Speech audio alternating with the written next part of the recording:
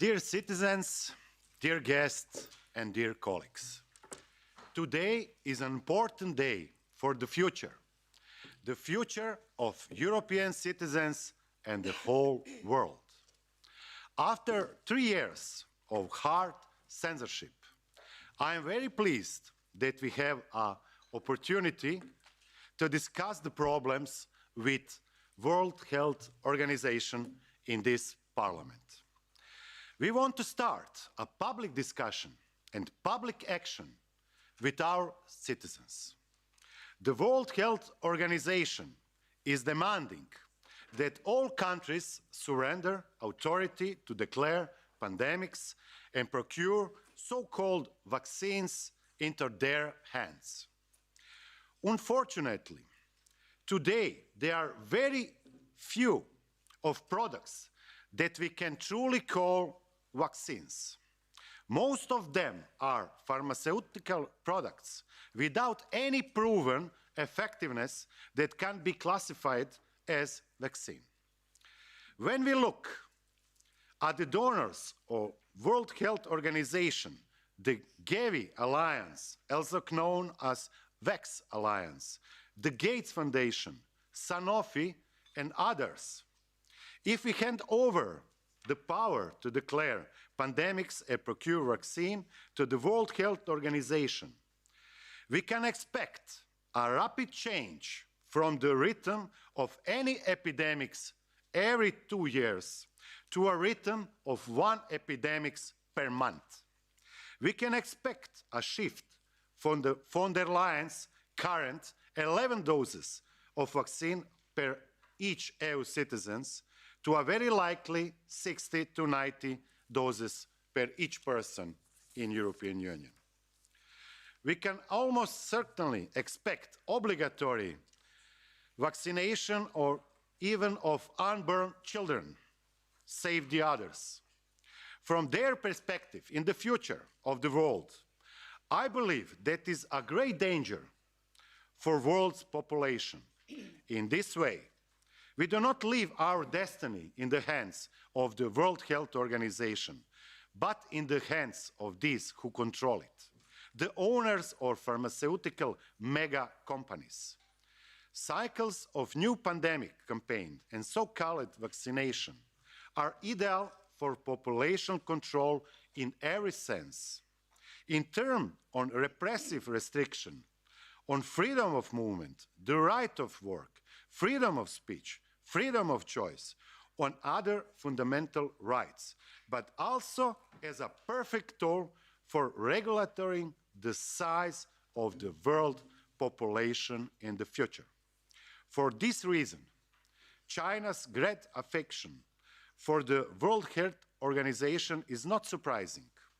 To this day, China continues to censor its social media platform TikTok when negative discussion about the World Health Organization appear. They deleted my speech, which was viewed over 4 million times in just 1 day. Even the Facebook, the well-known leader in censorship, no longer force such censorship.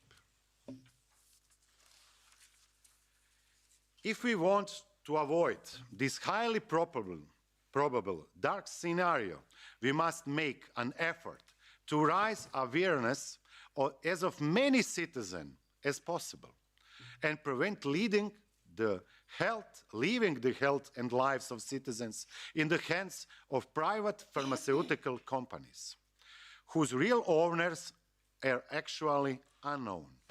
No one knows who is the really owner of pharmaceutical companies. We know that always BlackRock, Vanguard is owner of everything, but who is behind of BlackRock and Vanguard? Today, I was much softer than usual, but we must be aware that this problem requires the strongest possible resistance in Europe and even the whole world.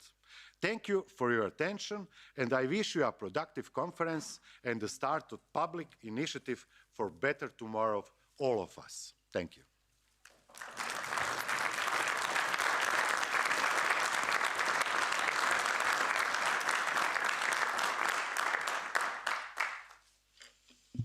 Good afternoon.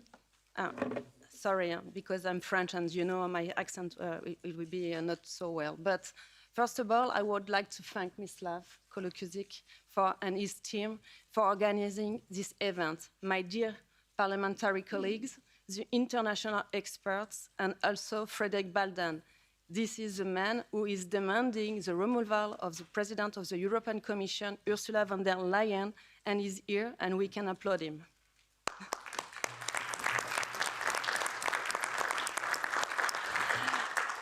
The management of the COVID crisis has been causing surprising decision-making at national, European, and global level for more than 2.5 years.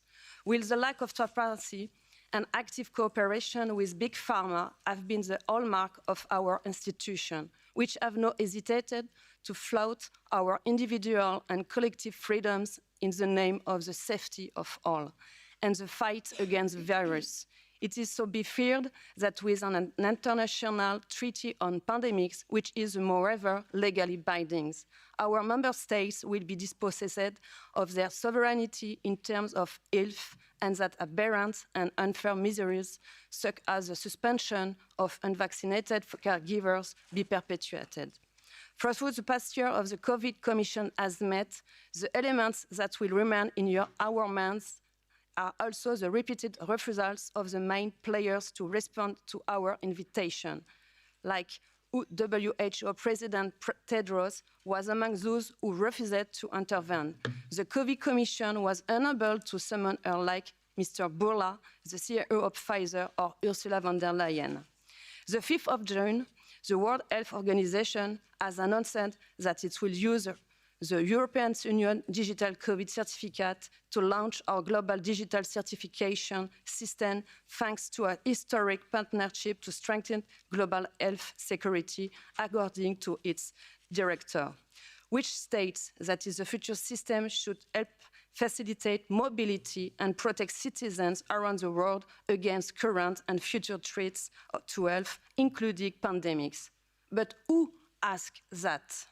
This global organization therefore tacitly validates the failure of the European Union in terms of management of the pandemic and vaccination policy with a flagrant lack of transparency, conflicts of interest, and draconian measures linked to the health pass. Transferring this power to the WHO is tantamount to creating a sort of world health government, dispossessed states of their sovereignty and further alienating citizens from decision makers. In this management of a pandemic, the state remains the best level to adapt its measures to real situation without falling into the ease of generalized draconian measures, such as confinement, of prohibition of access to certain public places, which are not always justified. We are opposed to the establishment of this global governance, the tools of which will have significant consequences of the private lives of citizens who are increasingly subject to the draconian measures imposed by unelected technocrats in globalized structures. Thank you again to be there. Thank you, we need you, and because we're keeping this fight, and thank you again to be there.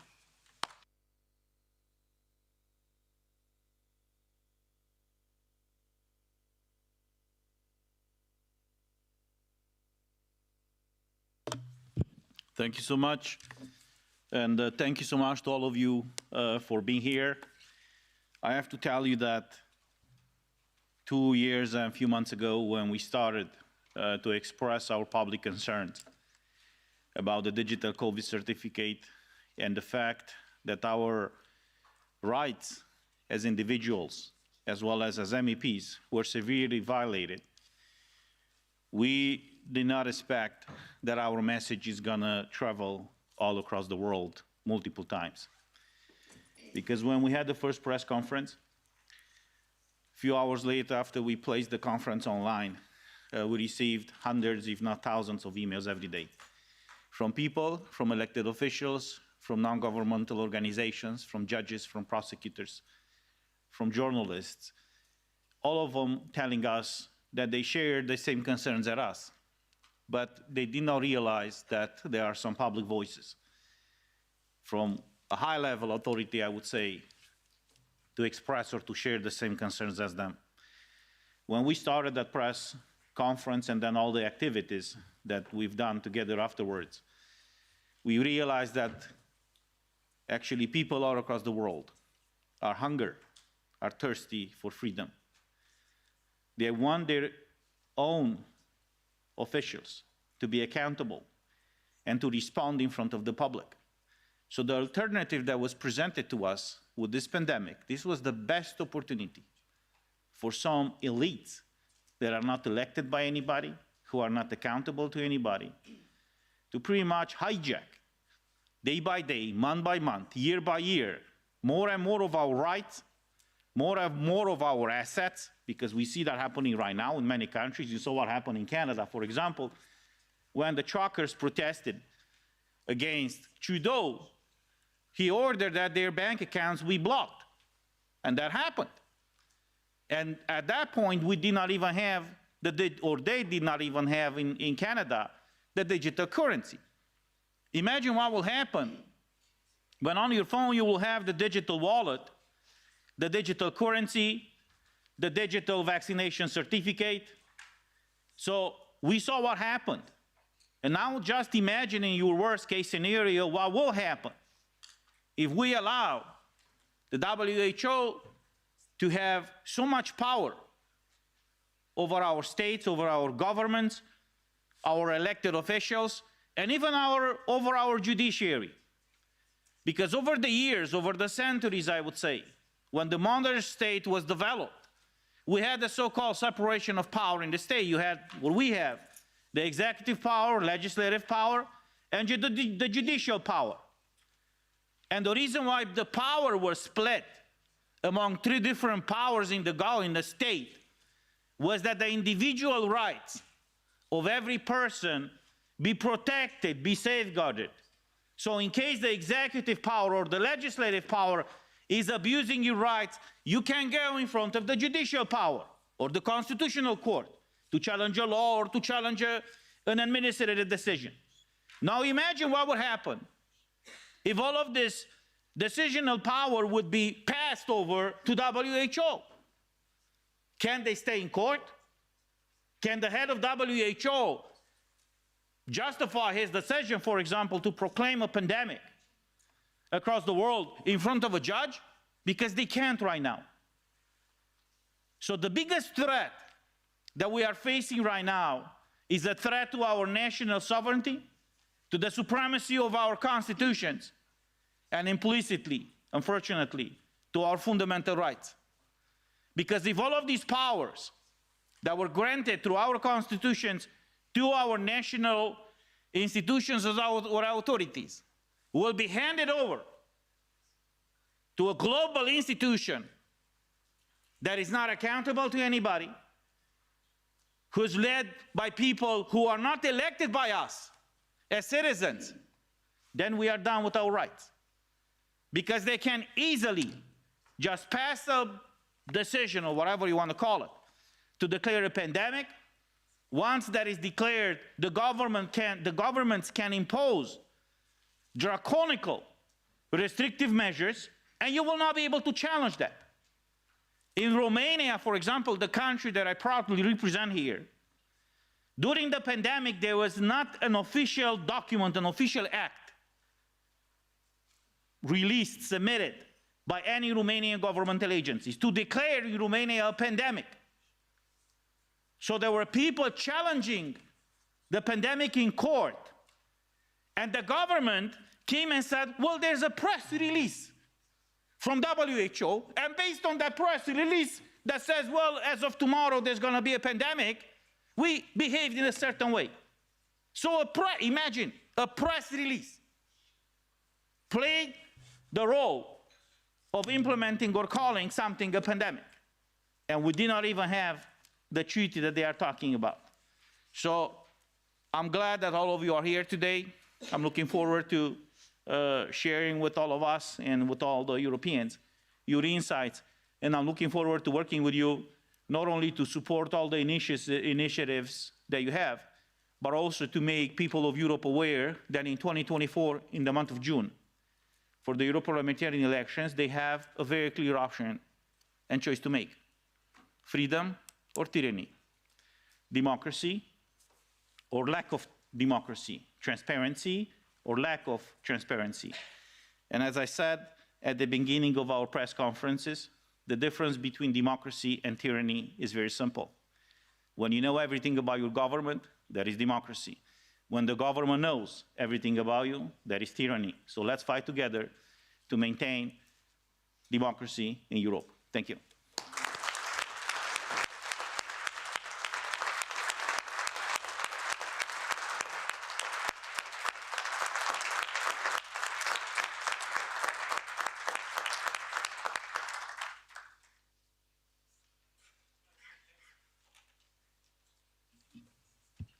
Thank you very much, my dear colleagues, my dear guests.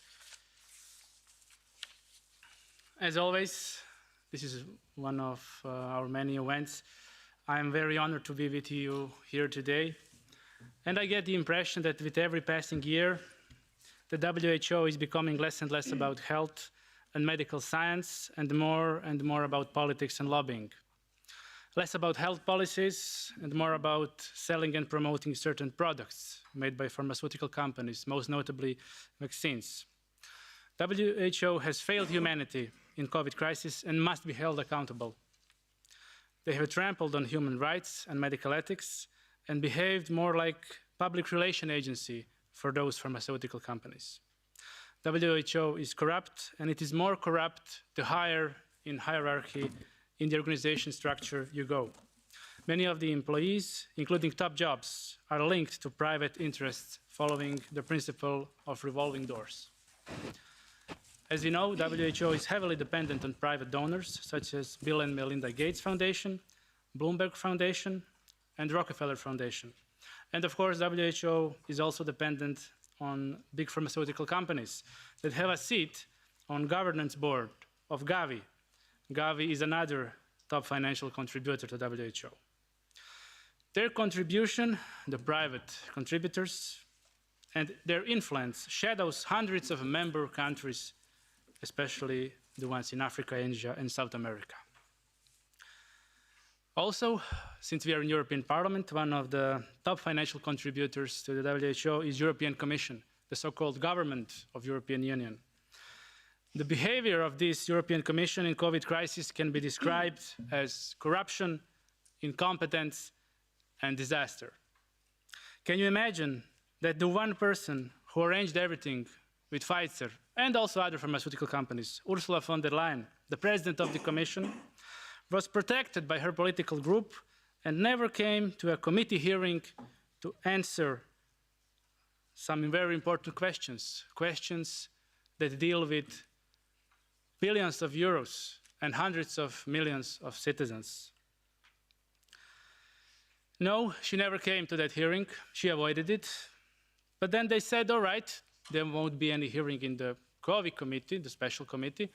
We'll make our own hearing in the bureau, in the presidency of the parliament. But in the end, not even that happened. Not even this tiny piece of smoked and mirrored transparency happened. So not even this event that was supposed to happen behind closed door ever happened. Is this democracy? Is this transparency? It is not. It is not. And the final report of the COVID committee even failed to report in a proper way on this first step of problems that we had during COVID crisis, and this is transparency. Even on that first step, it failed to deliver. This pandemic treaty that we speak of is nothing more than an attempt by WHO to get more power, more control, and more money. They want to take health policy from sovereign nations to a centralized body, globalist, bureaucratic body, technocratic body.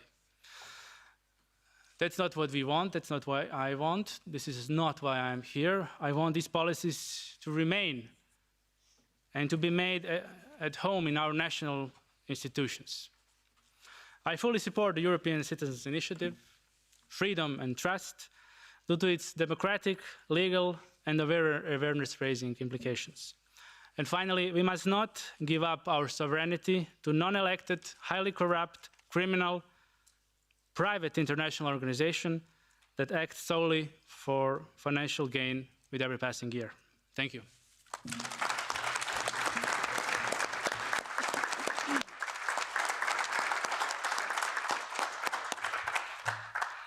Yeah, thank you so much for coming today. And thank you, Misla, for really putting in the work and making this happening today.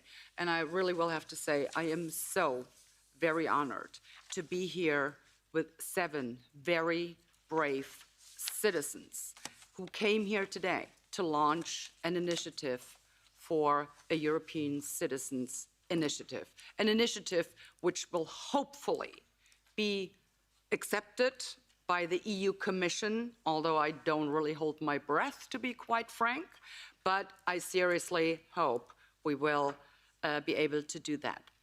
These 7 citizens are so incredibly brave because they stand up against this despicable attempts by the globalitarian misanthropists to strip us of freedom, democracy, and the rule of law. They simply say no to the attempts of granting an unelected body governing powers. They simply say no. And that's what we all should do, because this will end if we simply say no. And that's what we're here to do today. Because an unelected body like WHO, who is controlled and run by multi-billionaires, should never be allowed to act in place of a democratically elected government. Never, ever. In democracies, ladies and gentlemen, it is government of the people, by the people, for the people. And any government of anywhere in the world who disregards this fundamental principle of democracy by supporting this unprecedented power grab by WHO is an anti-democrat demonstrating nothing but his utter contempt for the people. And these 7 brave citizens, they will not stand for this, and neither will we. I will expose anyone, whether it's a member of a government in a member state or a government around the world, or a member of parliament in the European member states or parliaments around the world, who do not respect the people and do not respect democracy. I will see to it they will be exposed. Each and every one of them, by name. Because guess what? There's elections coming up, and the people might be interested in who is responsible for the abolition of democracy. So we are here today to tell you, WHO globalitarian misanthropists, we are here today to tell you, you picked this fight, you wanted this fight, well, guess what? You've got it. Let's fight.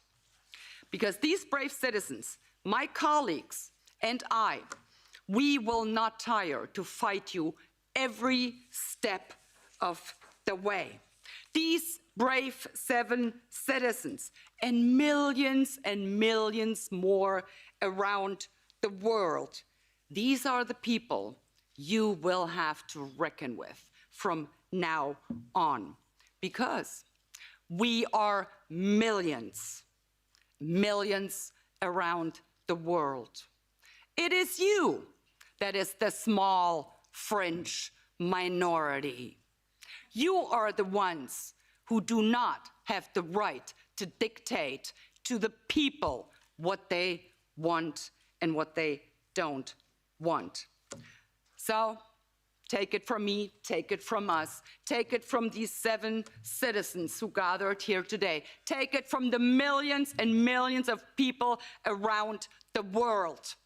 we will bring you down, and we will not tire until we have done just that. So brace yourselves. We are here, and the fight is on. So let's have the fight. Let's commence with the fights. Why don't we? Thank you.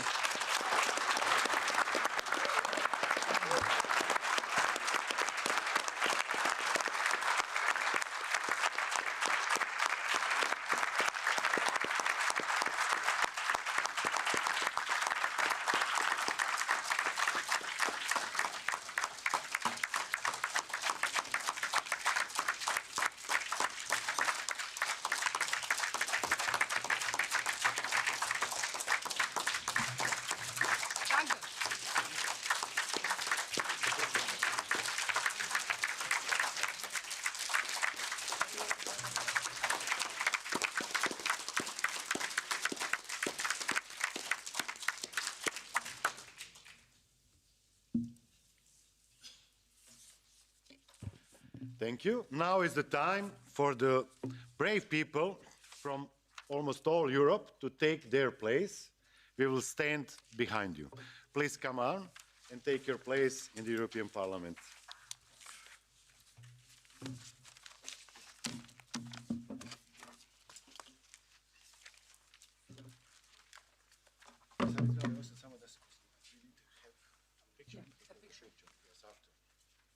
Christian.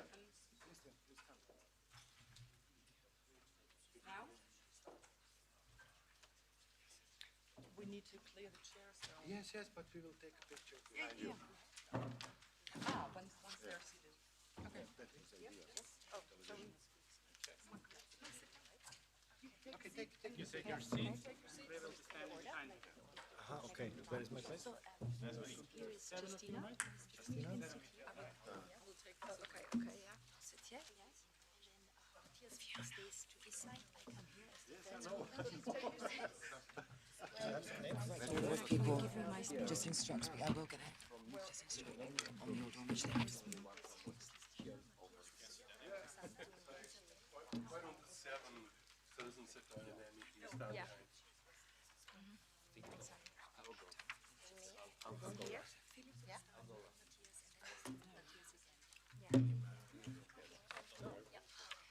to introduce the camera. You need to start and introduce the camera. And you can go because he endorses you. Justina. Yes. Justina, you start. Could we remove the flag? Is anyone gonna do anything about it? Yeah, exactly. See. Yeah, I'll just introduce you and then. Bravo. Oh, that's gonna be bad press.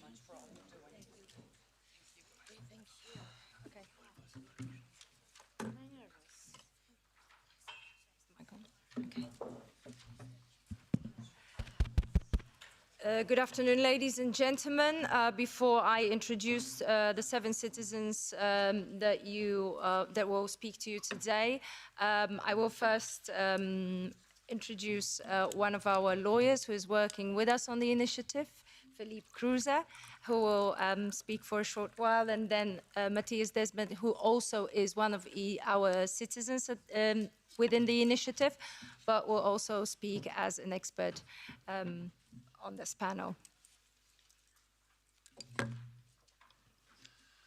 Thank you, Justina, and thank you very much to the MEPs for inviting us to this great presentation of this European Citizens Initiative.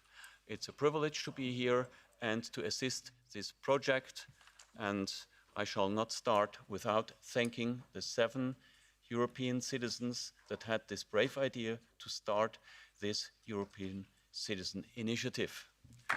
Thank you very much.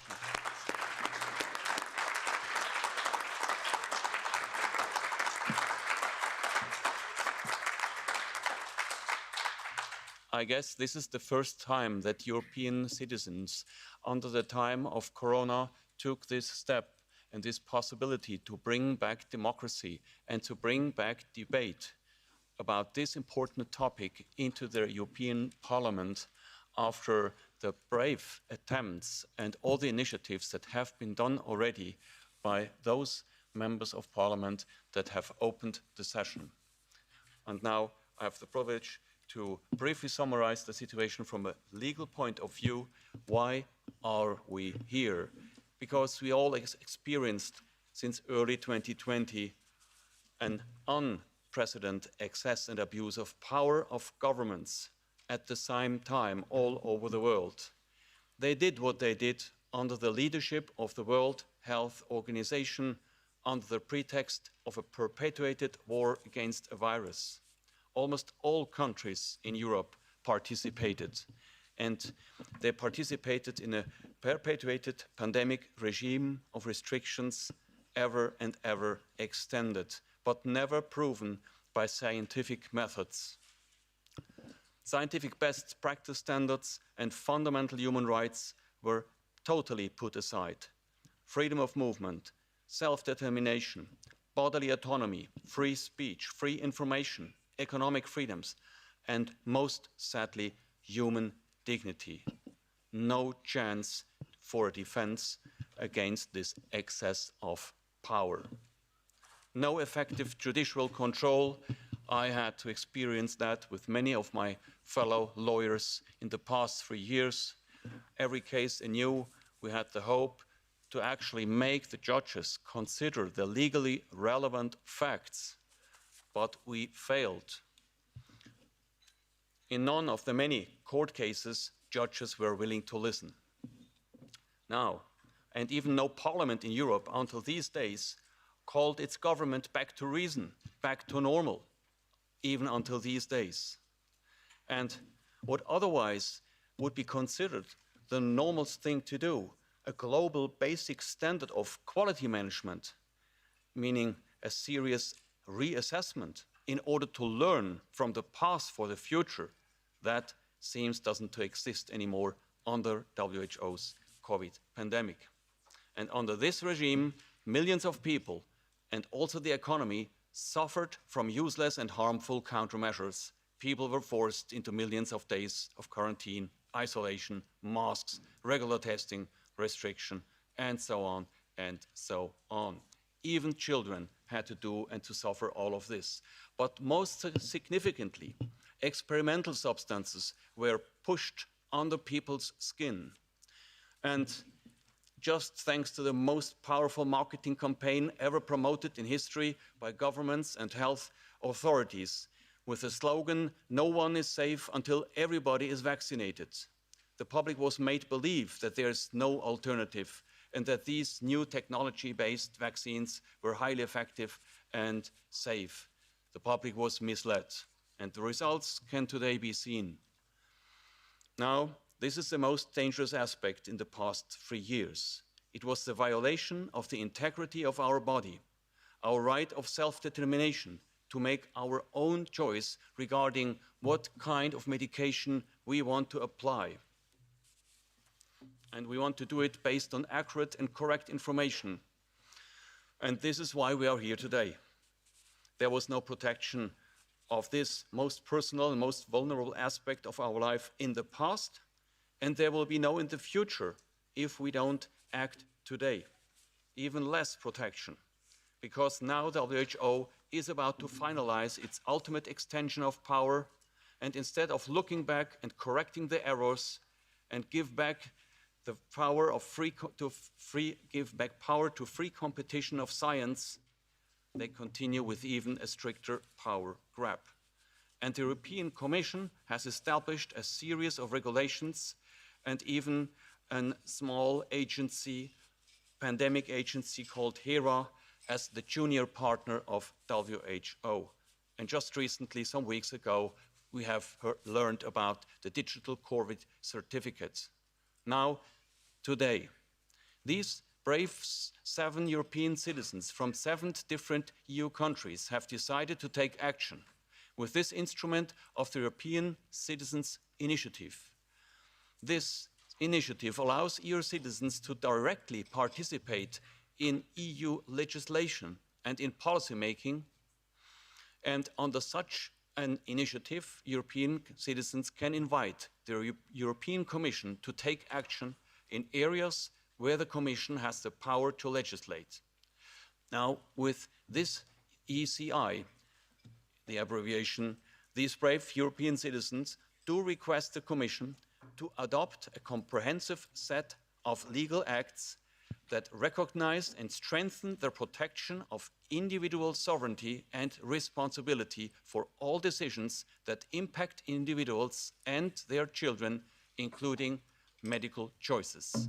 These principles are grounded in the fundamental rights of human dignity and integrity in many different conventions, among others, not only in the Charter of Fundamental Rights of the European People. Article 3 reads, everyone has the right to respect for his and hers physical and mental integrity in the fields of medicine and biological. The following must be respected, in particular, the free and informed consent. And free and informed consent means that it's based on true and accurate information.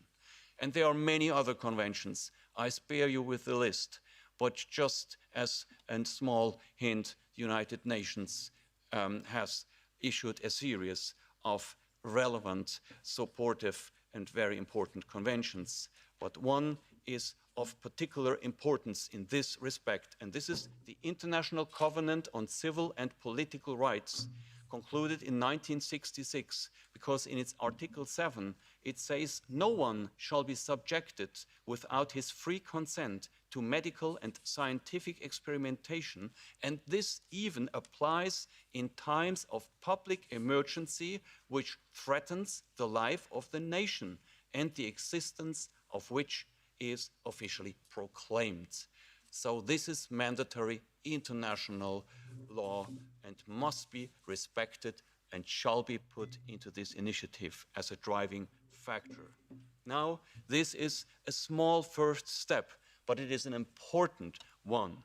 And it will be a first important step to defend our right of self-determination and to say no to every power that ignores personal integrity, and to defend the right to decide what we want to have in our body and in the body of our children. It shall be also seen as a start of a wider campaign across Europe and the world to finally establish and foster public debate and public awareness of the ever more restrictive, authoritarian, and totally anti-democratic global development of WHO. Together, we will restore democracy. We will bring back human rights and human dignity to our countries and bring those who tried to abolish all of these principles and values to justice. Thank you very much.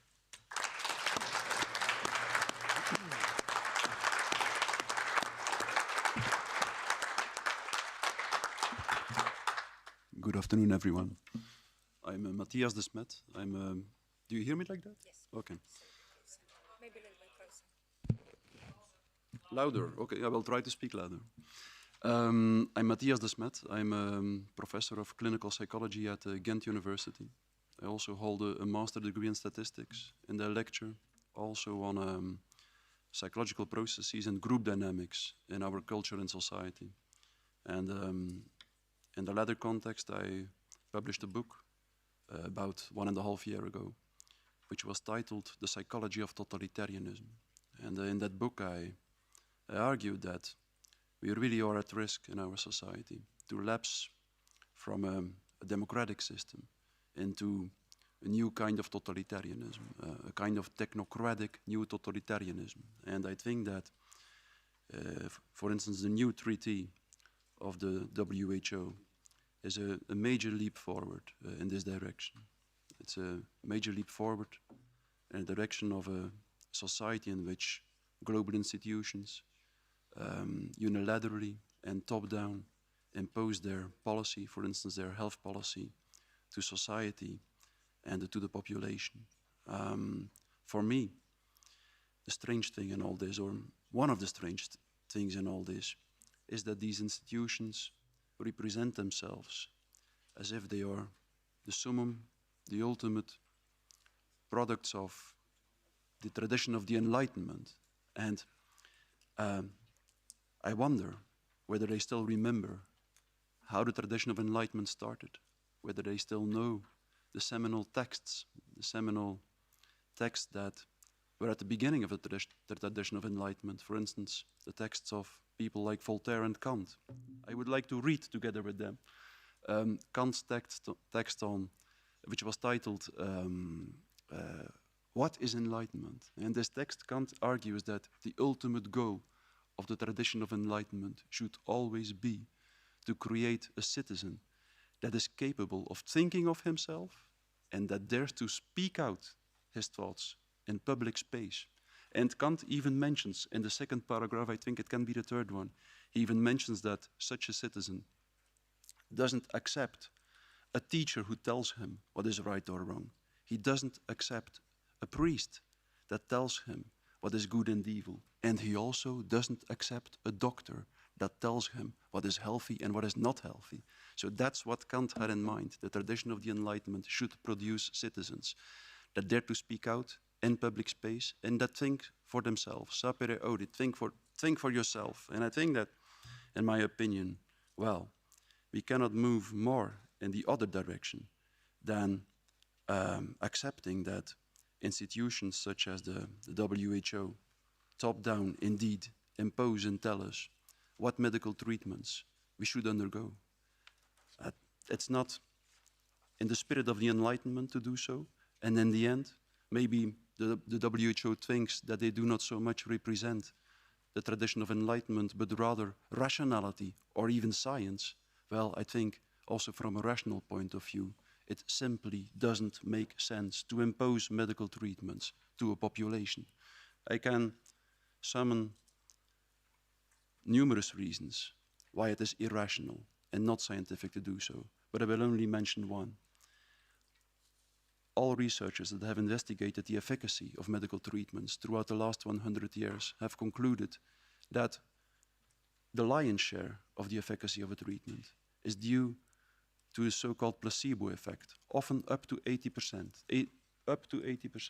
So meaning that it's the subjective attitude of someone towards the medical treatment he uses that will determine to a large extent whether the treatment is efficacious or not. And if you impose a treatment to someone who doesn't want it, that means that you never can say that you do it for the health of the person. Never. It just doesn't make sense. I could summon numerous other arguments just to show that what is happening now in this world, this evolution towards a technocratic society, is neither in the spirit of the Enlightenment and is definitely not rational or scientific. It's irrational, absurd, and unscientific, and against the tradition of the Enlightenment.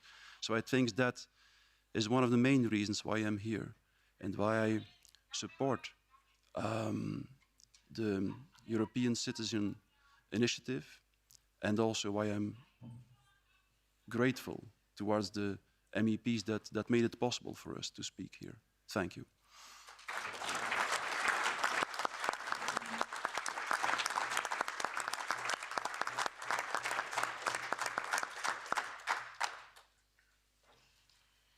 Good afternoon, ladies and gentlemen. My name is Justina Walker, and I am here today as a Polish citizen and one of the 7 European citizens to introduce to you this European Citizens Initiative project that we have been working on. Over the last 3 years, we as individuals and collectively as citizens watched our governments and our representatives very closely. We voiced our opinions, we've marched the streets to be heard, and we made every effort to create a dialogue.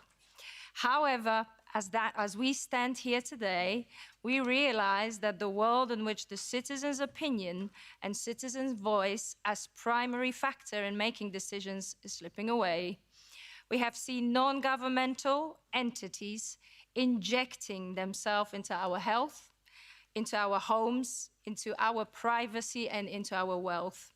This is not what we as people want, and this is not what we as people need. The reason we choose to give our vote or our backing to our representatives in any capacity is because we do not want the unelected, self-proclaimed leaders to decide on our behalf. This includes negotiating with private, non-transparent organizations such as WHO, and in the process ignoring objections of the citizens.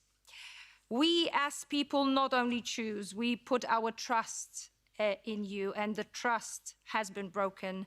Today, what we see is these unelected, disconnected from the average man or a woman's view technocrats pushing their vision of the world on us and being helped to do so by our own representatives. There have been many petitions, there have been many declarations, and many of us have come together on European and global level to say no to this power grab that we are seeing currently.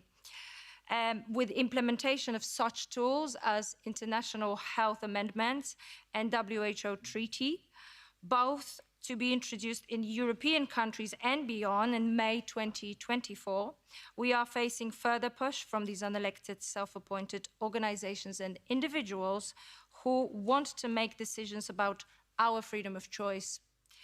And so, with loss of trust in our governments and the institutions, with growing craving of these unelected entities to curb our freedoms, we as citizens decided to use the ECI, which is the European Citizens Initiative, as a tool to be publicly recognized and finally heard. European Citizens Initiative, as my colleague Philippe has said prior, was introduced with the Treaty of Lisbon in 2007. It was inspired by Switzerland and its existing direct democracy tools. It aims at increasing direct democracy by allowing EU citizens to participate in development of EU policies.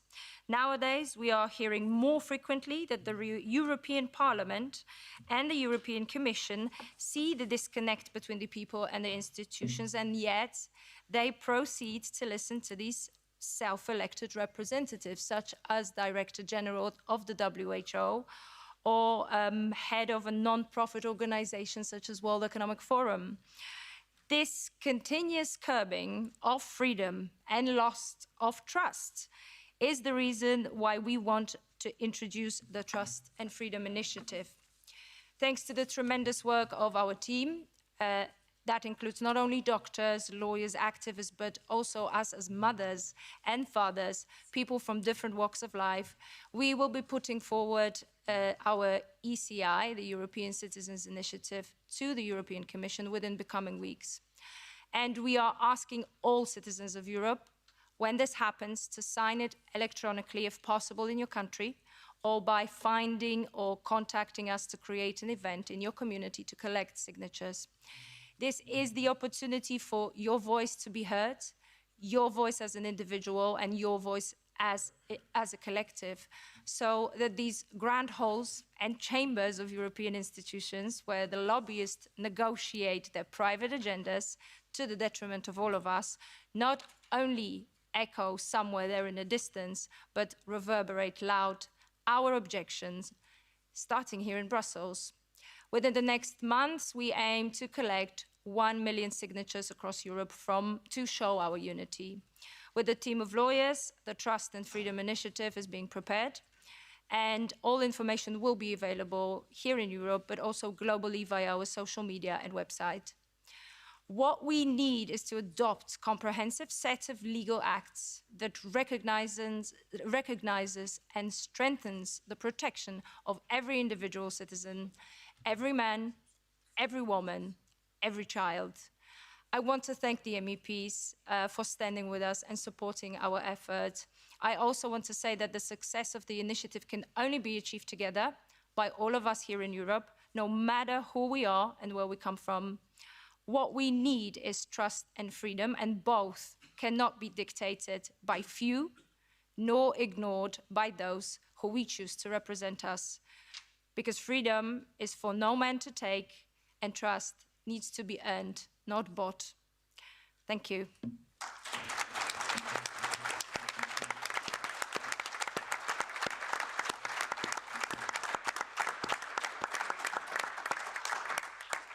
And with that said, I'm going to hand over again to my colleague Matthias, just to say why he is a part of the ECI with us. Yes. Well, I'm here in the first place because, well, from the beginning of the Corona crisis, okay, I'll try to speak louder or bend forward a little bit. Yes. So from the beginning of the Corona crisis, I started to speak out because I had the feeling that if I didn't speak out now, I should never speak out again in my life. And that's exactly what I think your initiative intends to do. It's allowing citizens to speak out. And in my situation, I was speaking out in the first place as a professor in psychology, who noticed that there were very strange things going on in our society. And I noticed how most people, maybe up to 70%,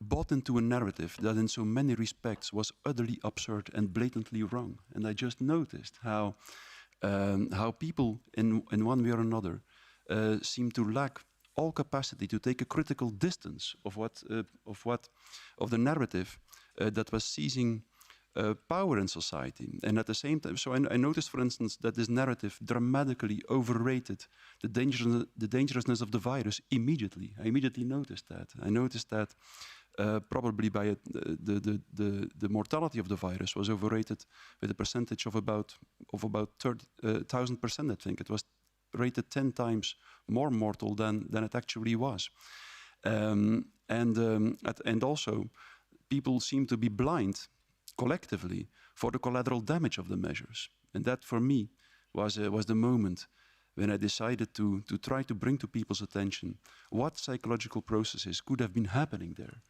And I, of course, as many people know, I understood what was happening in terms of a collective mass formation and an emerging totalitarianism.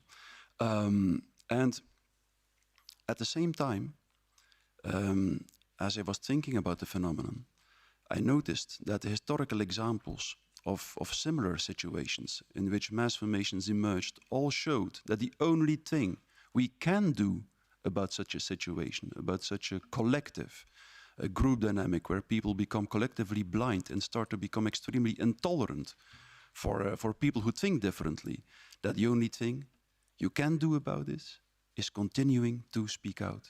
And I think that's something we have to be aware of. If we don't want things to get much worse, then we will have to find the courage, each and every one of us in its own way, to speak out and to articulate our opinion when it goes against the dominant discourse.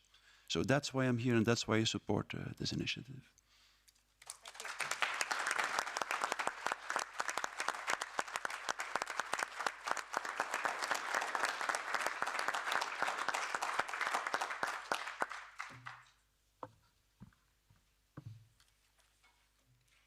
Good afternoon. My name is Dr. Maria Hupmer-Mock. I'm a medical doctor and mother from Austria. And over the past years, I became an activist. Lockdowns for the unvaccinated and mandatory vaccination in my home country showed me how fast steps can be set by the people in power. I want to express my heartfelt gratitude to the MEPs for their bravery and for taking a stand against the draconian measures over the past years. And I want to thank my fellow colleagues here that bring in the initiative. I want to thank today's speakers. All these messages should set a clear sign throughout the world that a change towards a brighter future is definitely possible if we unite in our efforts. The Great Awakening is happening worldwide. And yes, I also refer to a film here that had its premiere recently, showing in-depth knowledge of some of today's speakers. Over the last years, I've been in contact with so many different people in various organizations worldwide. It is clear that it is within human nature that we cannot always be of the same opinion in details, and we do not have to. But we can be so immensely strong if we find the smallest common denominator as a basis of incredible, effective work. I urge people to open their eyes to the potential threat and the future harms to our lives and liberties. I want to encourage all people of all different walks of life to stand with us, to sign the European Citizen Initiative once set free for the signature process, if you are from a European member state, or to start similar action on your own continent. Furthermore, I kindly ask our fellow human beings from around the world to join efforts to expose the power grab from entities which are not elected by the citizens and who are definitely not working for the greater good of the people. I encourage people to step outside the process of mass psychosis into a state of individual resilience that automatically will lead into a big, resilient crowd.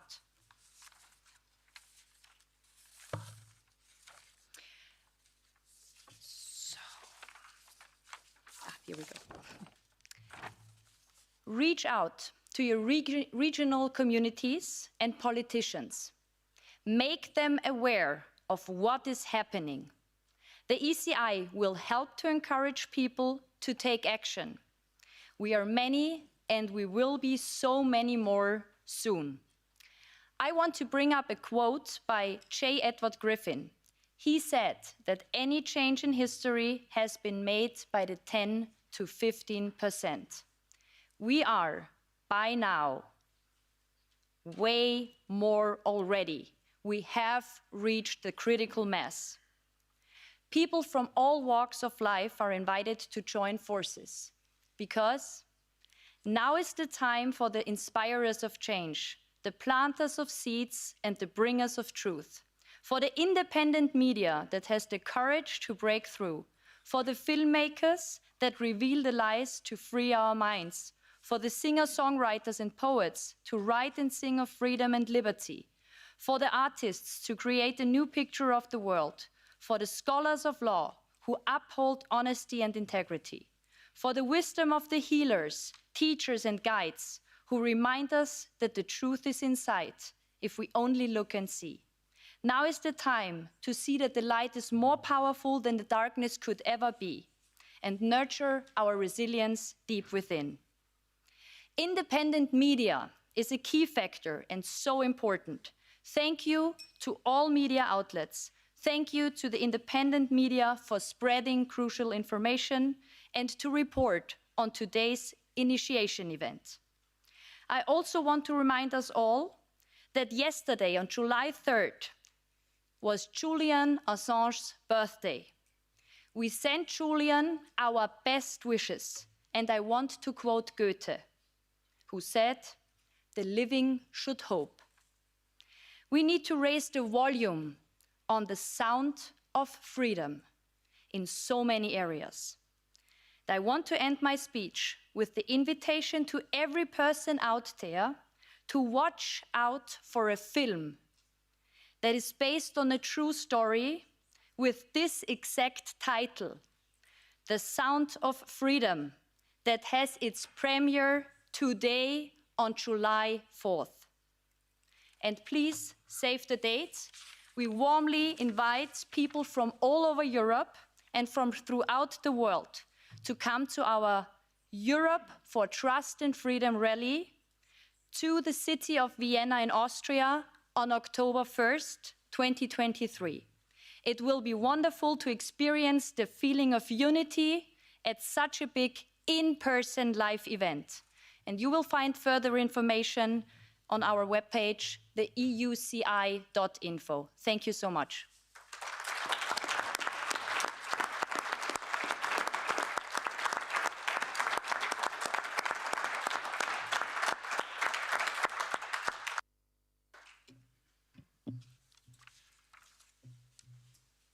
Is among all options the World Health Organization an organization we should trust?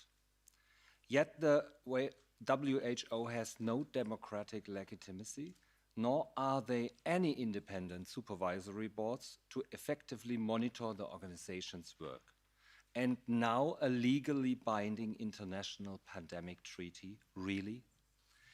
I'm the father of 4 children. I have been a lawyer for 28 years now, and I'm involved as an advocate for fundamental rights and democracy with the German Lawyers Association, Lawyers for Enlightenment. And since the last weekend, also a member of the International Association of Lawyers for Human Rights, which we have founded is exactly last weekend in Cologne to unite all critical thinking lawyers worldwide who still care about human rights. With that background, and also with the background that I'm a journalist and also a book author, I have written a book, Corona State, in which I retell the events surrounding Corona from a German perspective and classify them from a legal point of view. With that background, the goals of the treaty scare me. They do not reassure me. Early detection and prevention of pandemics means, I fear, the establishment of a global early warning and surveillance system. Establishing and strengthening the WHO as the coordinating authority for global health issues probably has the practical effect of disempowering national and local health authorities, and this fundamentally contradicts the principle of subsidiarity. Why call for an international regulation when a problem can be solved just as well or even better nationally or locally? Strengthening of international cooperation in areas such as surveillance, warnings and response probably means the establishment of a global surveillance system of citizens by the states, enforced by the WHO. And this amounts to a complete control and foreign domination and measurements, such as restrictions of the freedom to travel, the right of residence, freedom of movement, and all of them would probably be very easy to implement under those circumstances. In my opinion, the worldwide fight against false information would ultimately mean nothing other than the introduction of censorship at the discretion of the World Health Organization. All 4 goals would lead to a global surveillance and paternalism system of the World Health Organization. In the past corona pandemic, for example, the WHO showed through a global failure that it was at no time able to assess the situation correctly. The transfer of power to an anonymous, non-democratically legitimized organization with mafia-like structures, which is supplied from dubious sources of money and is close to the pharmaceutical lobby, to put it mildly, and which in future is to determine uncontrollably when a pandemic has broken out, when it is over, and how people worldwide are then to behave, is to be decisively rejected. The whole thing is made even more dramatic by the fact that governments, like the German government, are now linking the pandemic treaty issue with a second issue, climate change. Those who argue in this way obviously want the World Health Organization to be able to declare health crisis at its discretion and send people into further lockdowns or other measures as needed. But I do not want an anonymous world organization to decide for me, and certainly not for my children. I don't want anyone like those organizations to decide in future how to behave, how I have to behave in a crisis that may once again not be a real one, but only a man-made one. Jurists like me reject ideologies and totalitarian movements with a claim to absoluteness. I reject that an abstract construct of a public health is declared the global goal for all, whereas personal health has to take a backseat. Decisions on how to deal with health and illness must always be made by the individual and must not be shifted to the international level and an opaque network of organizations and responsibilities. I reject the idea that in the future not only actual diseases but a mix of data analysis, computer models, artificial intelligence, and test results should justify risk assessment at the discretion of the World Health Organization. If the treaty plans outlined were to be realized, decisions on how a society should deal with diseases, prevention, and epidemics, and that could be any wave of influenza, would be removed from the democratic process in many ways. The leverage of an impending public climate or public health emergency can be used without any barrier to monitor and control populations. According to this logic, the monitoring must take place permanently, because otherwise, according to this logic, it is not possible to recognize at an early stage when a state of emergency is imminent. I reject this. I also reject the fact that every person is considered a potential danger as long as she or he has not proven his harmlessness. None of this describes the world I want to live in. It's not the picture of a world I want to pass on to my children. Therefore, it's a clear no to a totalitarian world government engineered by WHO. Thank you.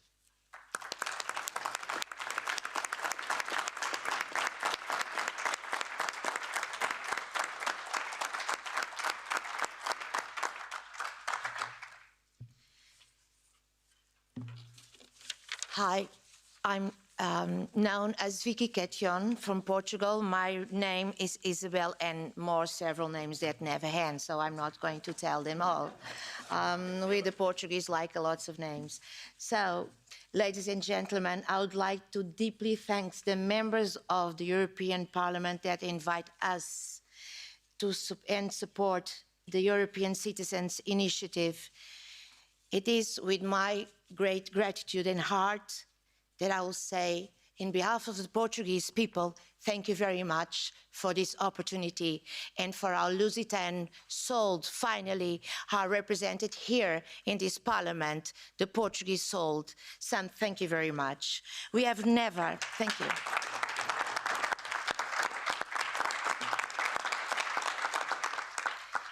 Maybe I'll start crying in the middle, we never know, you know. We have never experienced a moment as in the last 3 years. People are afraid to say what they stand for, afraid to say what they are thinking. The suppression of dissident voices has and is well calculated. Move across the mainstream through censorship, disqualification of truth, repeating daily false reports of virus, death, war, climate, and now about a simple fact of biology, gender. At the beginning of 2020, thousands of scientists, doctors, health professionals were silenced. Accounts and holders of sovereign bodies in many countries were censored. Hundreds of thousands of posts were deleted. Out from brainwashing, censorship, and condition of all kinds of freedom movements. The neurolinguistic method used by repeating a narrative succeeds in frightening most people into an unspeakable obedience. Now they are using it again. In Portugal, as well in many other countries, access to health, medical treatments, consultation, diagnosis, and surgery have been cancelled. The consequences of these measures are too serious to be ignored here or all over the world. And these consequences will last for several years yet to come. The loss of many lives, and that has a name: genocide. It's very evident that the world is the victim of someone that holds the power and the puppets, with no empathy whatsoever for anyone. The imposition of the respective certificates has never been less than an insult to our intelligence and freedom. The pushback the same certificate will deprive us all for the beginning and the principal pillars of sovereignty and freedom. Make no mistake, all of this due to National Socialist left, extreme left, and many others disguised as something else policies, but all in collusion for the implementation of extreme poverty in Europe countries. They are creating the foundation of frightening regimes where values are inverted. The invasion of our lives, the control of our money, impeding the growth of our quality of life is our reality now. The state exists today to destroy, punish, persecute, and expropriate us from everything, even our soul. And suicide increases because of despair. Somewhere, at some point, the values became inverted, and life means nothing to these people. About my country, Portugal, the Portugal people, I'm sorry. I told you I'll start crying. Each time I talk about my country, the Portuguese people are being strangled by taxes and more taxes and terrible decisions to end the opportunity of work and growth. Maternity wards and pediatric wards are closed. Our cities are full of homeless people. Too many lost their houses to banks that double their raise interest too soon with no warrant. I wonder, what are the Portuguese parliamentarians doing here in this house? What they are doing about this and so much more I will have to say. This European formula is not working for us anymore. It is time for the European Union to recognize that we are on the brink, on the end of the European social project. It doesn't exist. What exists now does not represent European people, where they are almost no Europeans at all. That's one other reason, amongst many other reasons, that people, as well as this Parliament, must support the European Citizens' Initiative in order to become truly a project to safeguard us and not to destroy and exclude us from our homeland and safety. The solution is to work with us and not against us, so this Parliament become our European home again. Finally, we don't ask, we legitimately demand that these rights, the rights of children, must be respected in the first place, and that this whole doctrine of sexualization with a clear path towards the normalization of pedophile ends right now.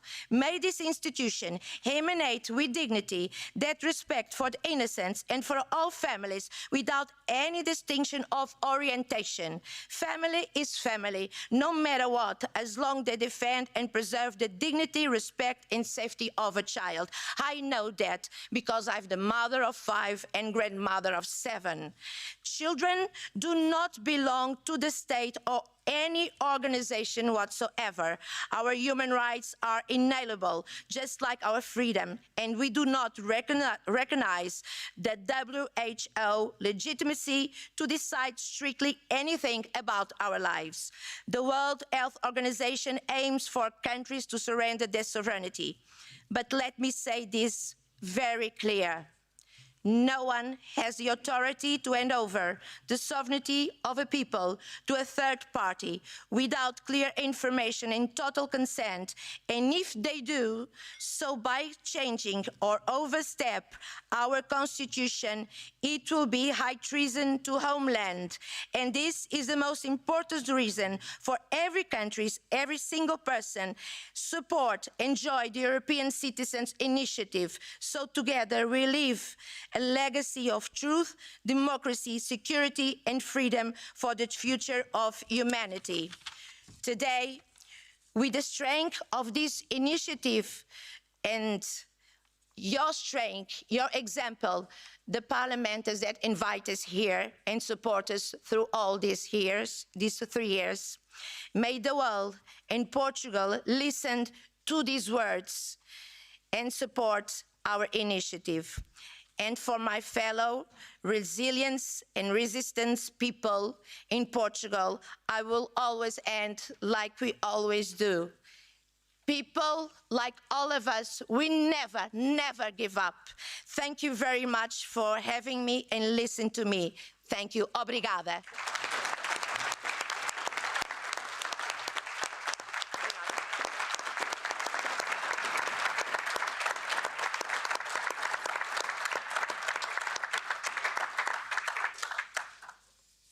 So, hello friends. I was expecting that there will be more members of European Parliament, so my speech is made a little bit for them. Unfortunately, only the brave ones are here. And let me start with saying thank you very much for your job for the last years, what you are doing. That's the first. Thank you.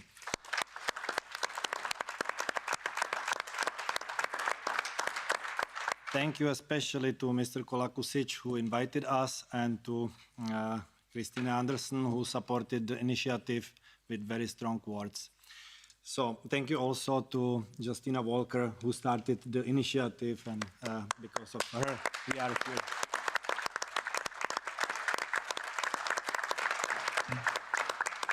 So my name is Ladislav Vrabel. I come from Czech Republic, and I wrote my speech because English is not my native language.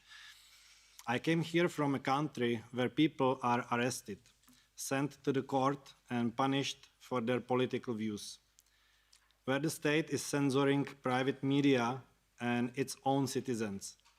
I myself have been illegally arrested and sentenced for my political views. You can read on the Home Office website that the government is paying communication experts and psychologists for strategies to prevent political ideas of activists from reaching the public. People in my country are forbidden to obtain information, are manipulated by the omnipresent propaganda, and are afraid to speak their minds. The trend is not improving. On the contrary, the European Parliament is preparing new laws to control the content on social media. That means, and I'm not now talking to you particularly, but those members who are not here, that means you are about to silence the people who gave you the voice. And even more than this, you are handing over this power to a largely privately founded and controlled organization, the WHO. So, tell me, honorable members, why we voted you? To forbid us from getting information? To censor the public discussion? To hand over the power of decision to a rich private investors? Look, Bill Gates is a person like me, like you, or like my colleagues here. If we assume living in a democracy, I mean, Bill has the same rights and responsibilities under the law as any other person, right? We know that. People didn't elect him to make laws for them. So if you transfer the right to make decisions, which you got by the people electing you, to private investors, you have destroyed parliamentary democracy. And if you allow these landlords to tell us when we can and cannot leave the house, when we can cross city or state borders, or what we, the people, can and cannot say, you have turned our democracy into a new version of feudalism, because they are landlords. So let's wake up from this terrible dream. Freedom of speech cannot be limited without being lost. So let's speak openly, publicly, loudly, and free. I would like to comment what Matthias Desmet, the hero, said in the beginning, because he is the example, he is the one who convinced me to continue to speaking. Even I was arrested, sentenced by the court and prosecuted, because we really have to keep speaking. This is when the totalitarian is coming, when the people are afraid, they are counting on us that we will be speaking. There are many bright people here I met, amazing people from all the world, and thank you all that you are speaking. I think this is the major thing what we have to keep, speaking openly and freely. So let's go back to the freedom, power to the people. I'm not sure if we win, but let's give it a chance. All people for freedom together. Thank you very much.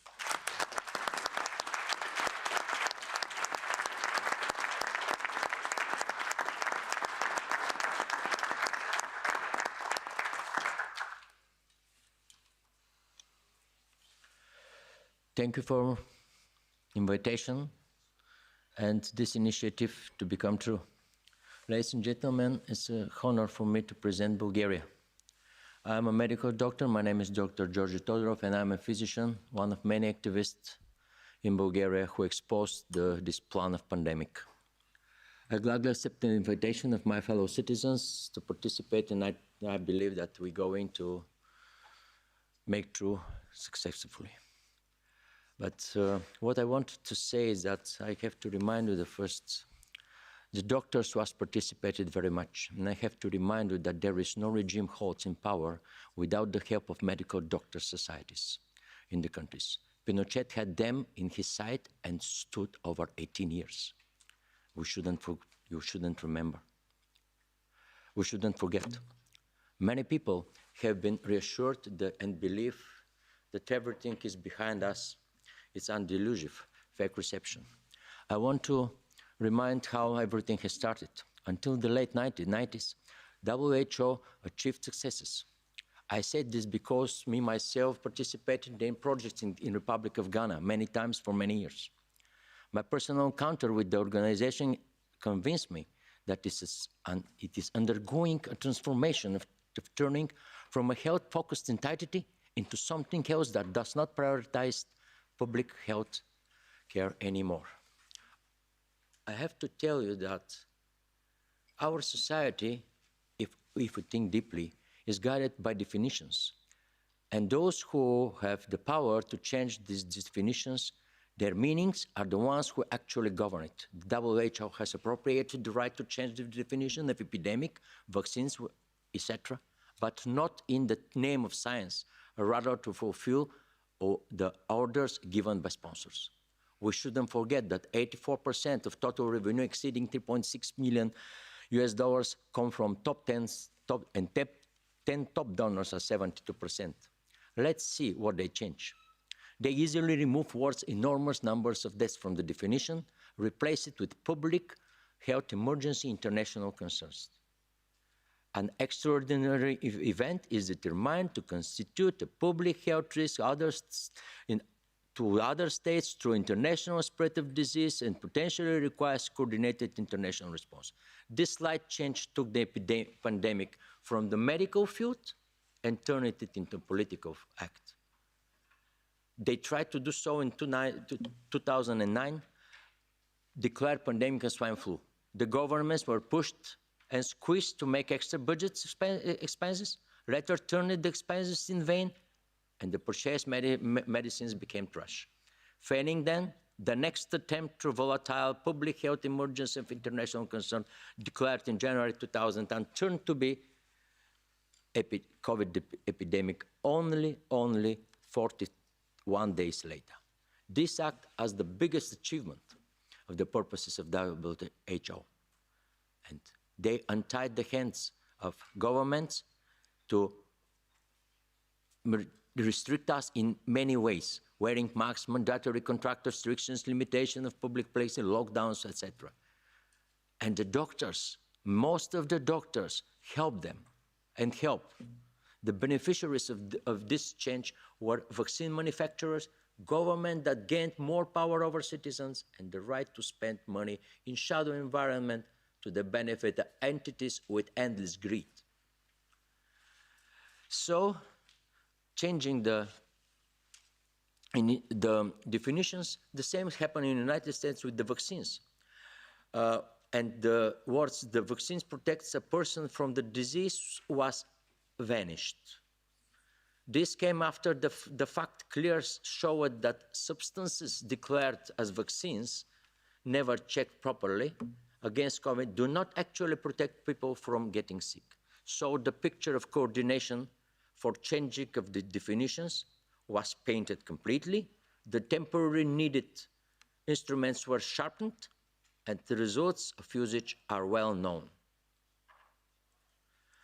The previous speakers gave detailed picture of the upcoming treaty, but foremost mentioned pandemic agreement finally aims to become a system for completely electronic control of people in all WHO members under the fragile guise of healthcare. The WHO recently declined anticipation for new pandemics in advance.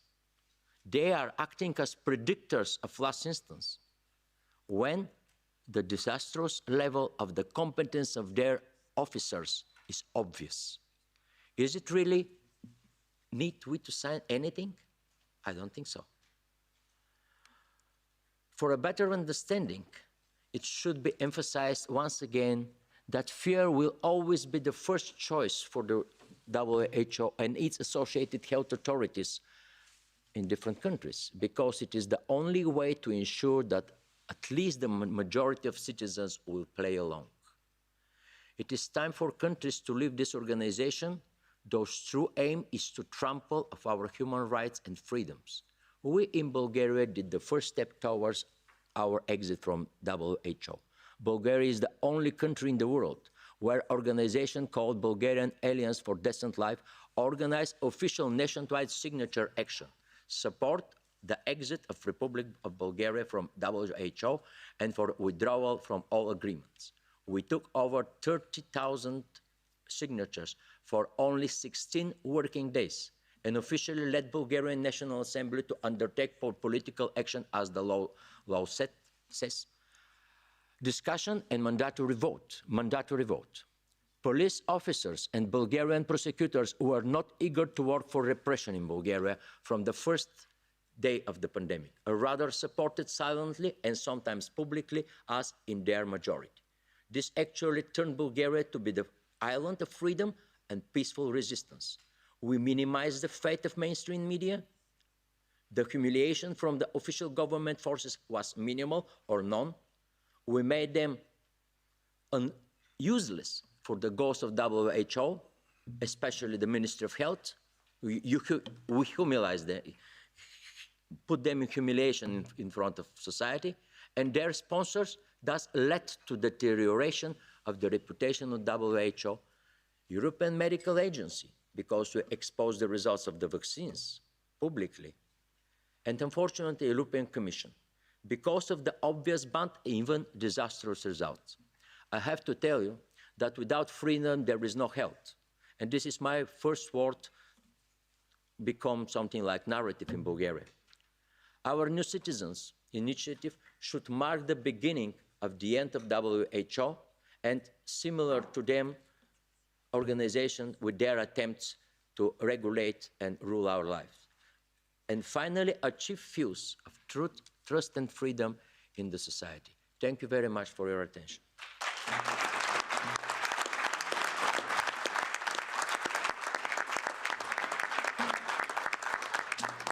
Thank you so much. I would like to thank again the MEPs. We wouldn't be here if it wouldn't be for you. Thank you for listening to all of us. Thank you for all the work that you've been doing and all the encouragement. I would like to ask the international speakers to join the panel and give us their views.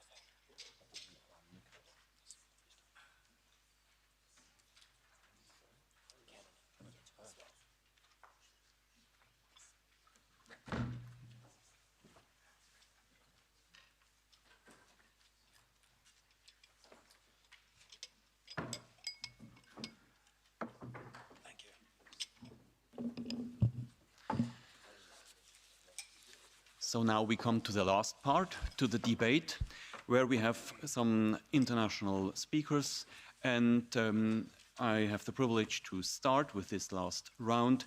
And again, I can't thank enough to the members of parliament who have made it possible for this presentation to take place, to this debate to take place, but who have also consistently, during the last 2.5, 3 years, hold up freedom and the fundamental rights and brought it all the time back into the debate of parliament and insisted that these questions were brought to the parliament.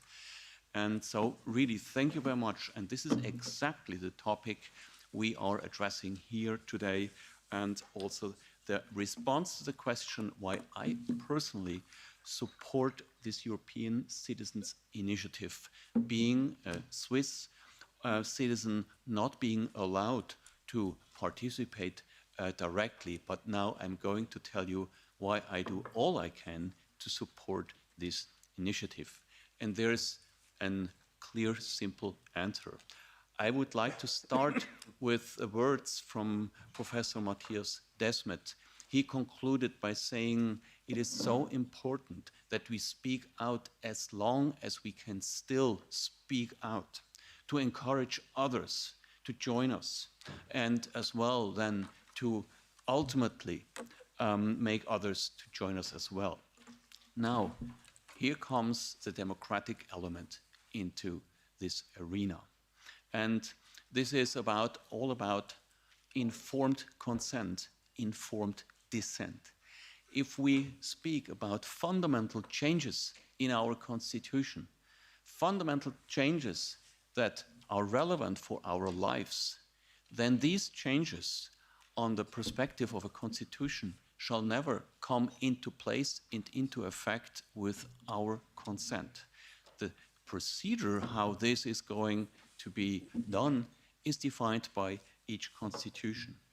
And taking now the wider look at WHO, I had the pleasure to present the changes a couple of times, but it took me maybe 10 presentations to realize how to really explain well and understand what is going on here.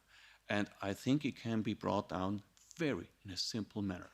WHO is going to establish a classical totalitarian structure and wants to make sure that the value of the national constitutions become zero. And if you analyze well these international health regulations, you will find 5 elements that show that very clear. Number one, there's a mechanism of self-empowerment that already exists today, but which will be enlarged to a horrible extent.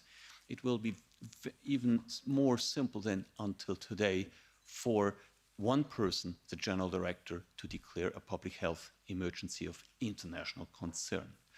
I spare you with the details, but he can simply just say the word into the microphone. Second element, all what WHO will publish under the title of recommendations will become mandatory. I gladly stay at disposal to any media to prove that. There are still today many officials who say the opposite, who say, no, this will just be recommendations, not mandatory. That's not true. They will become mandatory. Number three, fundamental rights. With such a regime where you have one person declaring emergency law, having all the power to make recommendations that are legally binding, you don't have to even discuss about human fundamental rights. And whether they are now still crossed out in Article 3 or whether they might put it back into, it will not change the result. There will be no effective protection on the country level for fundamental human rights. Number four is specifically frightening because as human beings and trying to pursue the ideals of the Enlightenment, as very well explained by Matthias Desmet, we depend on the right information. Now, in both of these instruments, in the new pandemic treaty and in the amended health regulations, we have both provisions that clearly say WHO shall be the only sole institution on the planet that will be allowed to define what is the truth in health matters, including censorship. And the fifth point is that there's no mechanism of correction. There's no mechanism of control vis-à-vis WHO that could correct any wrong recommendation or a wrongly declared public health emergency of international concern. No, they can just go on forever and forever. And all of this, of course, we know, it is done in the interest not of our health, but in the interest of those sponsors who define the true strategy behind it. Now, it doesn't take a study of law to come to the conclusion that this will heavily affect and reduce the ordinary structure of our constitutions actually to a minimum. There will be no separations of powers. There will be no checks and balances. This principle of the rule of law will be as abolished and replaced by the rule of emergencies. And most notably, there will be no human rights. Now, this is so powerful, and we have seen that this message has not come across to the public.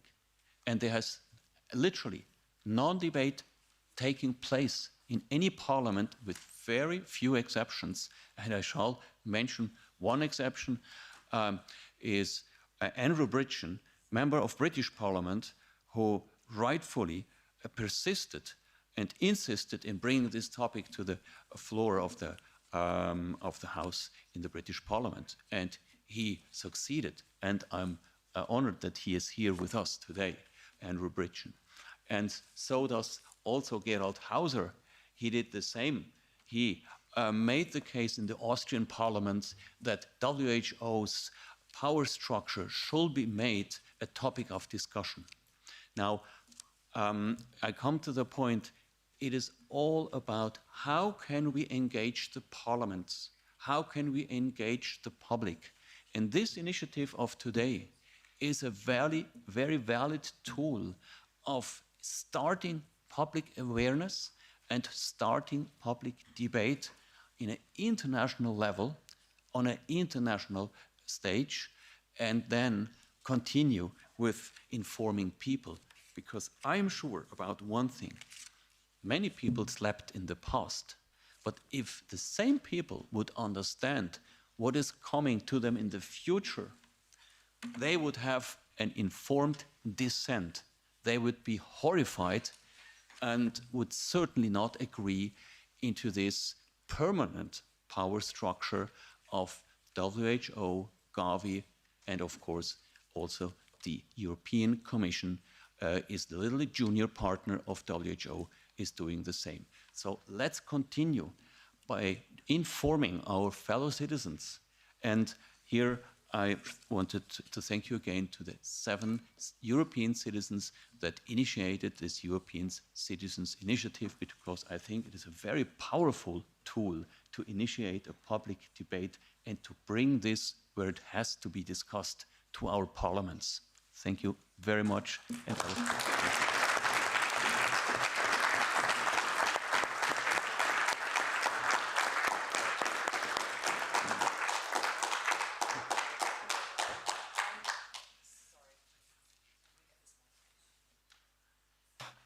Oh, there we go. Can everyone hear me? Sorry about that. Hopefully, technologically, all being well, we have a message from someone that you probably all know. So on the screen, joining us from the USA, we have Dr. Peter McCullough. Practicing internist, cardiologist, and a research epidemiologist in Dallas, Texas, United States. I want to thank the members of the European Parliament for attending and hearing the concerns of the European Citizens Initiative. This group has come together because of concerns in Europe, those traveling to and from Europe and worldwide, regarding the World Health Organization Pandemic Treaty Alliance and all of its efforts to gain greater control, and actually its aspiration of having dominion over all plants, animals, and humans in the world. The last 3 years, we've seen the COVID-19 pandemic disaster be far worsened by WHO actions. The World Health Organization was grossly unprepared. They intentionally deceived the world regarding the origins of SARS-CoV-2 from the Wuhan Institute of Virology, a project that was engineered by U.S. researchers, Ralph Barrick and his associates at University of North Carolina, Chapel Hill, Peter Daszak at the EcoHealth Alliance, and then, of course, the Wuhan Institute of Virology. Do you know that the WHO declined 3 independent U.S. scientists nominated by Rear Admiral Brett Giroir and chose Peter Daszak in 2020 to actually aid in the cover-up of the Wuhan lab as opposed to getting an independent evaluation back in 2020. The World Health Organization is simply not the organization that we want having any influence over our healthcare, over our animals or plants or our livestock. The WHO, as it exists, should only provide data analysis, in vitro diagnostics, and outbreak investigation, and provide reports to us. The WHO serves us, those of us who are member nations. But under no circumstance can the WHO seize more power, binding by international law, than ultimately carry out what would probably be a series of disastrous public health interventions, and particularly if we have another pandemic. If we have another pandemic, we want to focus on independent scientists aiding their governments, focusing on early treatment, and under no circumstances should anyone wait in lockdown and wait for a vaccine. The COVID-19 vaccine campaign has been a worldwide debacle. It's been grossly unsafe, completely ineffective, and we certainly don't want a repeat of that at the hands of the WHO. So please listen to the European Citizens Initiative, ECI. I'm in complete support, and I want to thank you for your diligence and your ability to sort through all this. This has been a difficult time for all of us, but hold strong, seek truth, and be bold and relentless in bringing the European Union and the world back to its senses, getting back to normal, and allowing everyone to pursue their goals of life, liberty, and happiness. I'm Dr. Peter McCullough from the United States, internist, cardiologist, and trained epidemiologist. Thank you for listening.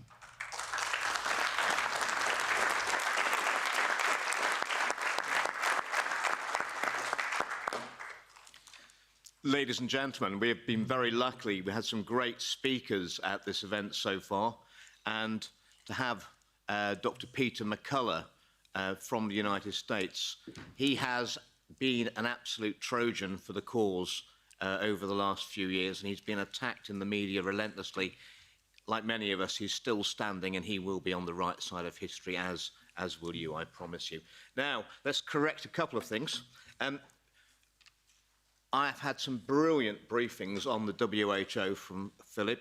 I think 2 of them in Norway, which was excellent.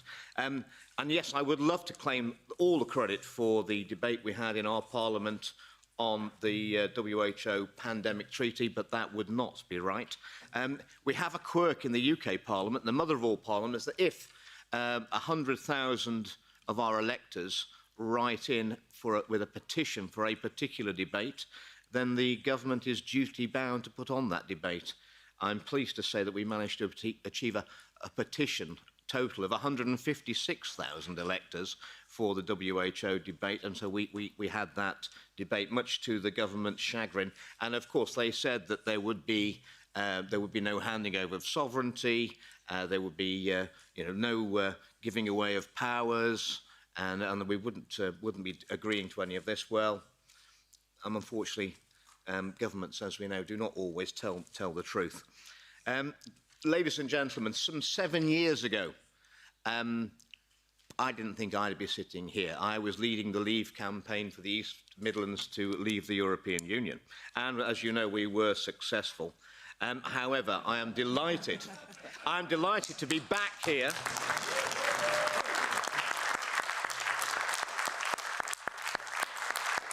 With my European friends, standing shoulder to shoulder on an issue of the most importance in our lives and those of our children. So I didn't expect to be here, but I think we can all say that over the last 3 years, a lot of things have happened in our lives that we didn't expect to happen. So desperate times lead to desperate measures. And my main point, the main point I want to make in my address to you today in the time that I've got available is that, and I want you to hear loud and clear, that the very concept of the democracy that we've taken for granted all of our lives is under threat as it never has been before. And it's not just in my country, it's not across Europe, it is across the whole of the world. It's not from external armies mounding up on our borders this time, but it is from the corruption and the decay of our own institutions are allowing this to happen. I think every one of us who's elected and represents our people, we need to remember that we are always the servants of the people. We are not their masters, and some of my colleagues and some elected representatives around the world have forgotten this lesson. They will need to learn this lesson again. We are entrusted to represent our constituents and their best interests at all times. And when their rights are threatened, we are duty bound to defend them. Again, many of my colleagues seem to have forgotten that, and the turnout even for the WHO debate in our Parliament was very, very disappointing. So, the Global Pandemic Treaty is such a threat to our sovereignty, looming ominously on the horizon, together with the amendments to the international health regulations, which will fundamentally, if they're passed through our parliaments, alter the relationship between the citizens and the state. The WHO would paint an illusion of nation states coming together to fight deadly pathogens, when it's really, as we've already heard, a power grab by an unaccountable elite, rather keen to reinforce the power shift that has already happened in the global pandemic response to COVID-19. The recommendations made during COVID-19 by the WHO were advisory, and they now want them to become mandatory. I mean, let's face it, the WHO did not exactly cover themselves with glory with their recommendations during the COVID-19 pandemic. It was a litany of disaster, a disaster which the WHO were not even keen to look into. They've had no review of their performance and their recommendations during the recent COVID-19 pandemic. So confident are they that their ideas and their advice was absolutely perfect. So there can be no doubt that if we fail to learn the mistakes of history, certainly that as far as the WHO are concerned, they are doomed to repeat them. So the World Health Organization is an unelected, diplomatically immune, tax-exempt group that bears no resemblance to the good faith Florence Nightingale Union of Nations set up over 75 years ago. Public health and the decisions surrounding it now exist as a monopoly of the WHO, headed up by bureaucrats in Geneva, whose leadership has been embroiled in scandal after scandal.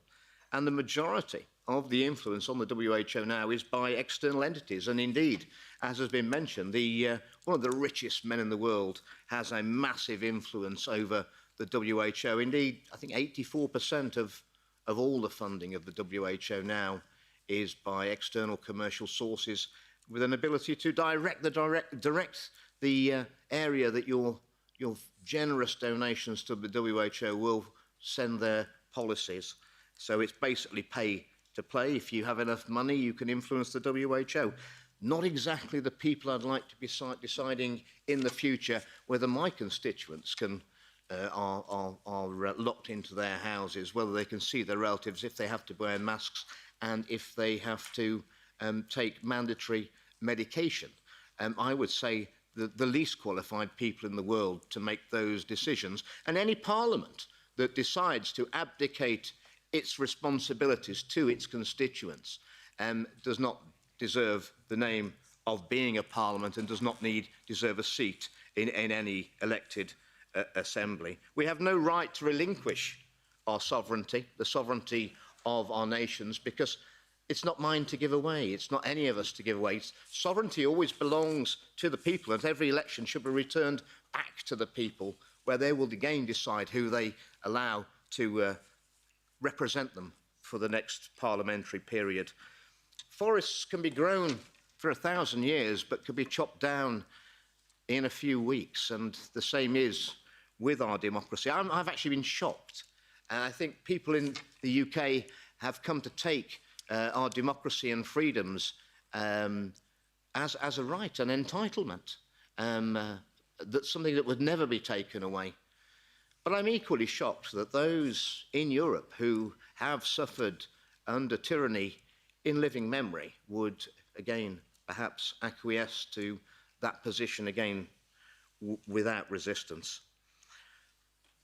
So I don't think I'm being dramatic when I say that the Global Pandemic Treaty and the amendments to the International Health Regulations will allow the WHO to declare a public health emergency of international concern, a FAIC, abbreviated to, and not only when to call it, but how long it would last and when it would be over. And I suspect that it would be a very long time before we had democracy returned to our independent parliaments.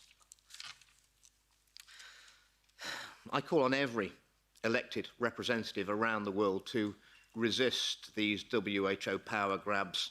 It would be a dereliction of our democratic duty that we have to our electorates. There's no way that we should be signing away sovereignty without the agreement of the people, and that would take a referendum in each country to hand over those sort of powers, and I would settle for nothing less.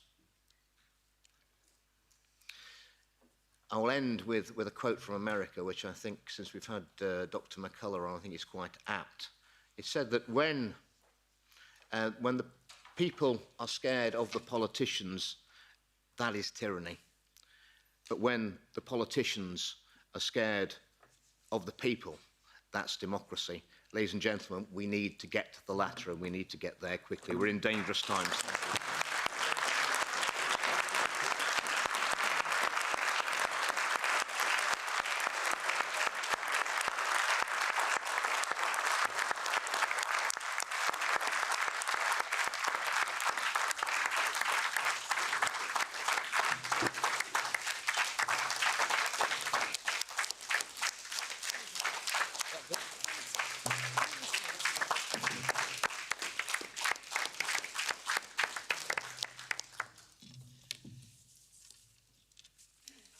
I'm actually wondering if I'm on the right panel now. As I look side to side, I feel a tad out of my depth. Before I crack on, I'd like to actually thank some other people in the room, and that is Oracle Films and Grit Media, who are live streaming for us today. Now, this live stream is going very well, and I just want to give those guys a round of applause for all the hard work they do.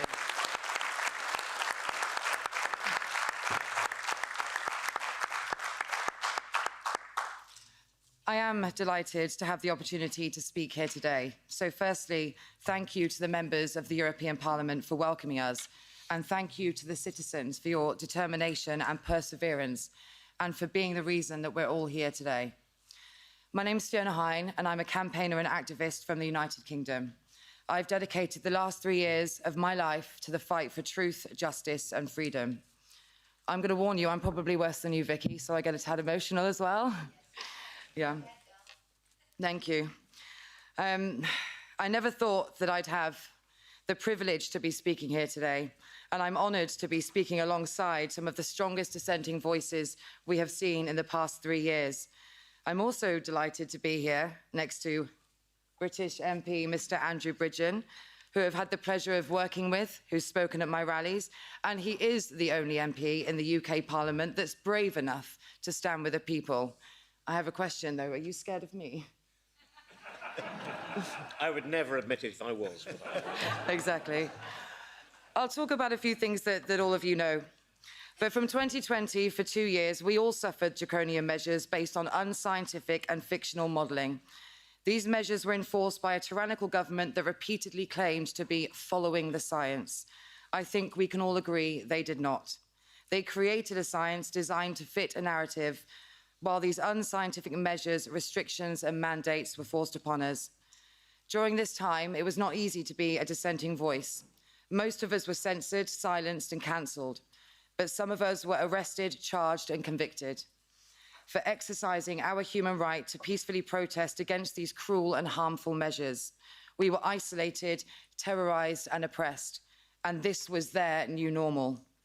While dissenting voices were silenced and ridiculed, and people who peacefully demonstrated were criminalised, the masses were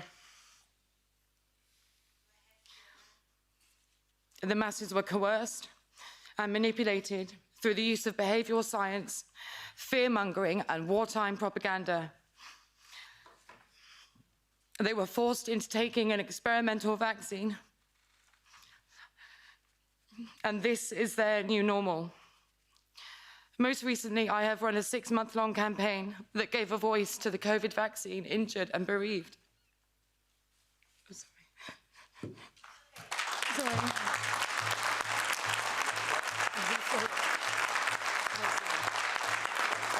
Sorry. Thank you. So most recently, I've run a campaign for the COVID vaccine injured and bereaved. 2 of those ladies are in the room with us today, one who lost her mother and the other who's injured herself, who campaigned for truth and justice, not just for themselves, but for future vaccine injured, and we know that will come. I've campaigned for 2 years telling people that it would be safer to wait, that to discourage them from needlessly participating in an experiment. Unfortunately, today we see the results of a mass vaccination campaign rolled out globally with no informed consent. They mandated an experimental vaccine. They threatened people with the loss of their livelihoods. And now thousands of people in the UK alone have suffered life-changing injury, while others have been killed. This is their new normal. Our rights and freedoms were stripped from us in a way that we have never experienced before. The very people we may have once believed were democratically elected into their positions of privilege to govern by the people, for the people, committed fraud upon the people. I believe that today this fraud has been exposed. As Orwell said, all tyrannies rule through fraud and force, but once the fraud is exposed, they must rely exclusively on force. This power grab, as we know it, if we do not resist, will be that force, and that force will be our new normal. I stand with you today to congratulate these citizens for taking the first steps to tackle the transfer of power from the people to the unelected and unaccountable World Health Organization. Secondly, I'll call upon the citizens of the world to unite in their respective countries, as we will do in ours, and across all continents of the world, and to tell those citizens that you do have a choice. You have the power to effect change, and you have a voice, so use it. Now we must work together to stand against this power grab, and at the very least, raise mass awareness, encourage and demonstrate mass non-compliance. You have a choice not to choose their new normal. Thank you.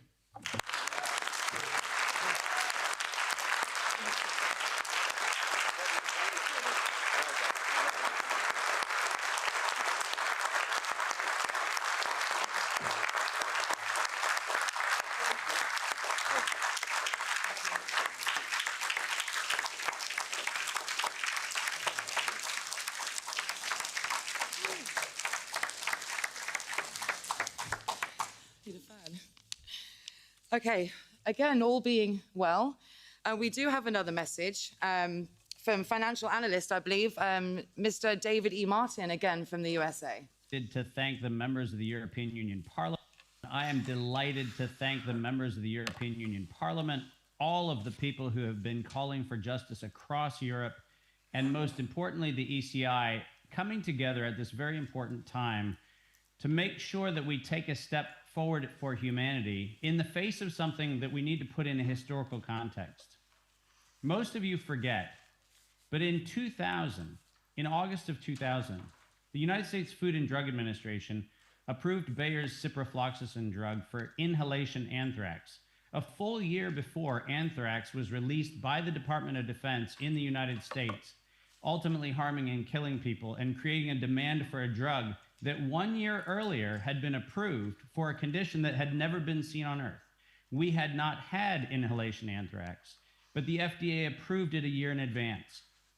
And 4 years later, 4 years after the US Department of Defense released anthrax into the US population, we passed the PrEP Act, which was the suspension of civil liberties and the suspension of constitutional rights in the United States in the case of a declared pandemic or an emergency authorization. Please, Europeans, please, global citizens, listen carefully to what I'm saying. The reason why we unleashed this thing called coronavirus was so that we could get to a place where the public would be willing to accept the suspension of civil liberties. As clearly articulated in the Charter of Fundamental Rights for the European Union, Article 3, Section 2A, we know that there is a requirement in Europe that says that under the preservation of bodily integrity, every person has the right to full informed consent. This born, ladies and gentlemen, out of the Nuremberg proceedings in 1945, this critical condition, which is a fundamental human right, is now being sought to be vacated by the same power grab that was done between 2001 and 2005 in the United States. Let me be abundantly clear.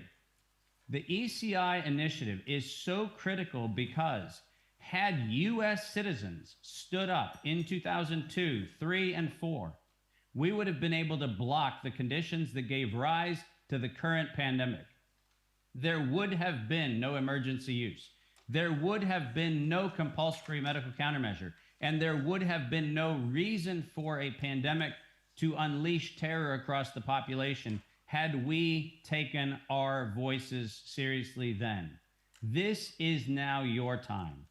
Stand with your members of parliament, stand with your fellow citizens, and make it abundantly clear that the World Health Organization will not have the authority to create the suspension of fundamental human rights now or ever, because the moment they take that power in their hands, they will abuse it no different from what we saw after the PrEP Act. We had this experience before. Our job is to learn from that experience and make it abundantly clear that as Bayer was the profiteer in 2001, and as Pfizer is the profiteer in 2022 and 2023, we cannot allow our rights to be suspended so that individual corporations and the governments that they patronize can be enriched at the expense of liberty. Stand together with me and with all of your colleagues and make it abundantly clear that this time we will not give a single ounce of effort against anything other than the total and 100% preservation of liberty. That is our cause. That is why we're here, and that is why I am honored to stand with you. Thank you.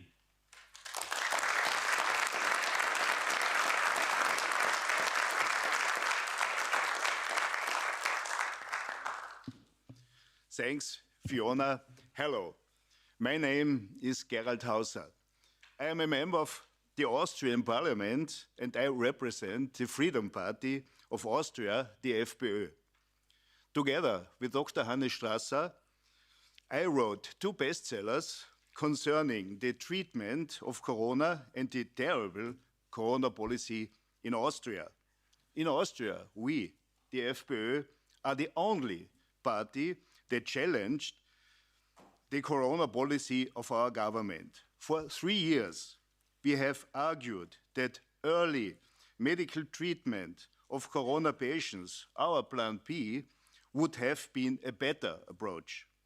We have said no to inhuman restrictions and no to experimental vaccination for the entire population. However, all other parties of the Austrian parliament have focused solely on vaccination. They have totally ignored the principle of informed consent. This is a no-go for us. On the basis of discrimination, with social pressure, and with disinformation, millions of Austrians were pushed into this risky vaccination program. The principle of informed consent and the right to the integrity of the individual was ignored. Currently, 2 significant legal projects are being prepared by the World Health Organization. The first is the Pandemic Treaty, and the second involves changes to the international health regulations. They will affect our constitution and our democracy profoundly. With these 2 legal instruments, as they call it, informed consent will begin. Whenever World Health Organization wishes to promote medical substances, there will be no right to the integrity of the individual. We are the only party discussing these issues which have never been debated in the national parliament. In addition, in the Austrian parliament, a motion was passed to gather digital health data from us. Again, the FPÖ was the only party that voted against this motion. This data will be shared with the European Health Data Space and may eventually be used worldwide. The European Union has a global plan to use this data across the world. They are collaborating with the World Health Organization. They are also about to establish the global digital health certificate. The worst case scenario will be to introduce a mandatory vaccination. The European Citizens Initiative that is presented now is the first important step to say no. No to the violation of the integrity of the individual. Therefore, I would like to thank our 7 European citizens who today presented their European Citizen Initiative.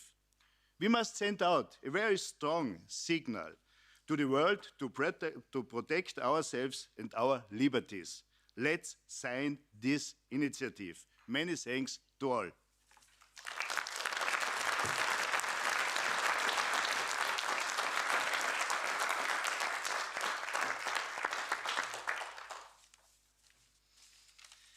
Thank you for having me. My name is Nathaniel Pawlowski from Canada. I'm going to speak about the consequences of abuse of power under the guise of health, set out by the WHO framework that local governments take upon themselves to implement. I'm the son of Pastor Artur Pawlowski, who you will hear in just a minute. I am here today in desperation, a cry for help. I would like to stand here and tell you all the things about freedom and democracy that I like, but I no longer know those things. They have been taken away from us Canadians. Canada has fallen. We no longer have freedom of religion or freedom of speech or the right to protest or assemble or associate or express ourselves or have free media or disagree with the government. Anyone who does so is arrested, charged, and jailed as political dissidents. My father was just found guilty of inciting mischief for giving a sermon to the truckers when they went and stood for our rights in 2022. A Christian sermon that referenced the solidarity movement was criminal in our government's eyes. A charge that has a penalty of up to 10 years in prison. This case sets a precedent to all Canadians and the world if you allow this to happen, that anybody, including politicians and media, do not have the freedom to say or express what they have on their hearts for fear that what they say is mischief and could be liable to prison. I myself have been charged for preaching and reading the Bible publicly because the government claims the Bible isn't inclusive and is hateful. This is what the Canadian government is doing to us.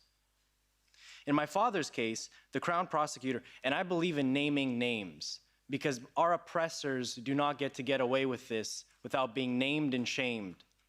So the Crown prosecutor, Stephen Johnston, and Judge Gordon Crink claimed that when Pastor Arthur, my father, referenced the solidarity movement in his 19-minute sermon, it was an act of mischief against the government. The very solidarity movement that this parliament reveres and has placards about all over the building. The peaceful movement that broke the Iron Curtain and repelled the communist hold on Europe. The movement the Canadian government condemns and says is unacceptable. So I ask you, the rest of the free world, to intercede on Canada's behalf and pressure the Canadian tyrants to stop persecuting law-abiding free Canadians, especially clergy. They simply did their duty and gave hope. My father told the truckers to stand for their rights, solidarity style, and to do so peacefully. His sentencing is this August 9th, 2023, and if he goes down, we are all lost as Canadians. If a pastor goes to prison, what can they do to the rest of us? For giving a sermon in Canada, it is no better. They are no better than the tyrants of old. So please, I ask you for help and to pressure Canada on this matter and to help us deal with our oppressors who act like modern-day Caligulas. Trudeau is a modern-day Caligula. We cannot allow these mad emperors to run mad. And remember, all of this is being done under the guise of health, safety, and protecting us. By stripping our rights and ushering in tyranny, we must not allow Canada to treat its citizens, and especially clergy, this way. The WHO has structured a way to take away our rights, and our local governments are doing that. Now you will hear my father. He will speak via video. So this is Pastor Arthur Pawlowski, political prisoner.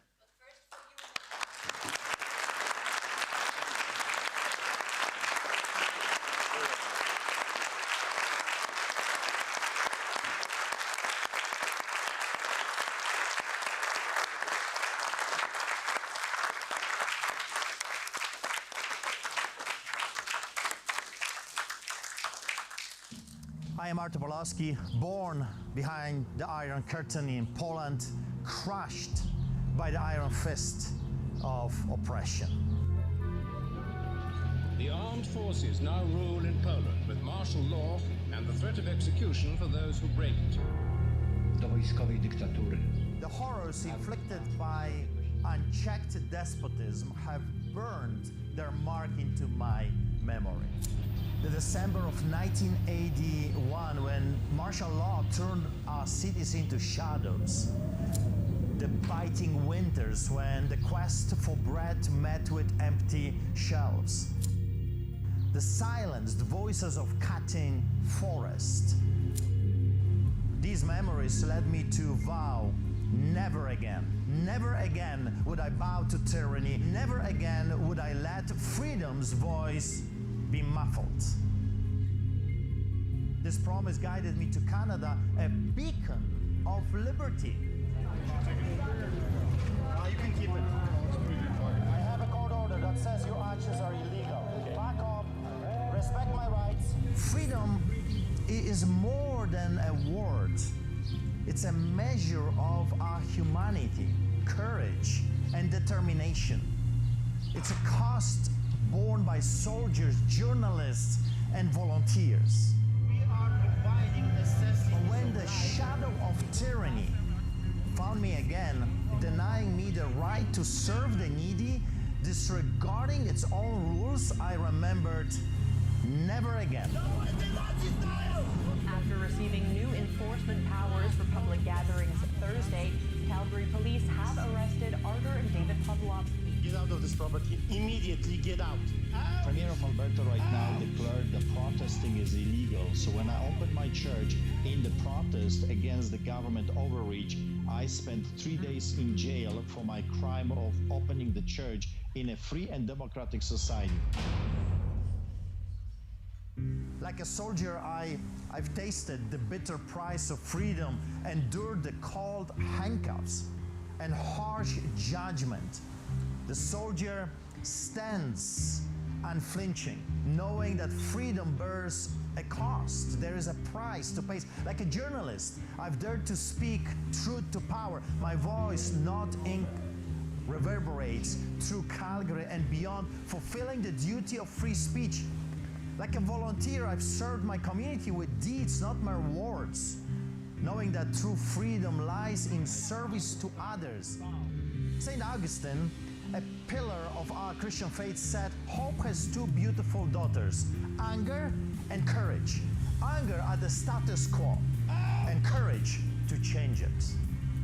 From my house arrest, I pose this question to you, honorable members of the European Parliament. How many nights in cold cell would you endure for freedom? What lengths would you traverse to defend your people's rights? You see, I have spent 50 nights in jail standing up for our right to gather and worship. It's time to rise, to say never again, to face the lingering shadows of the 20th century, to challenge the injustice of today. It's in your best interest for people like me to survive. Because when we go down, be sure of it, you will be next.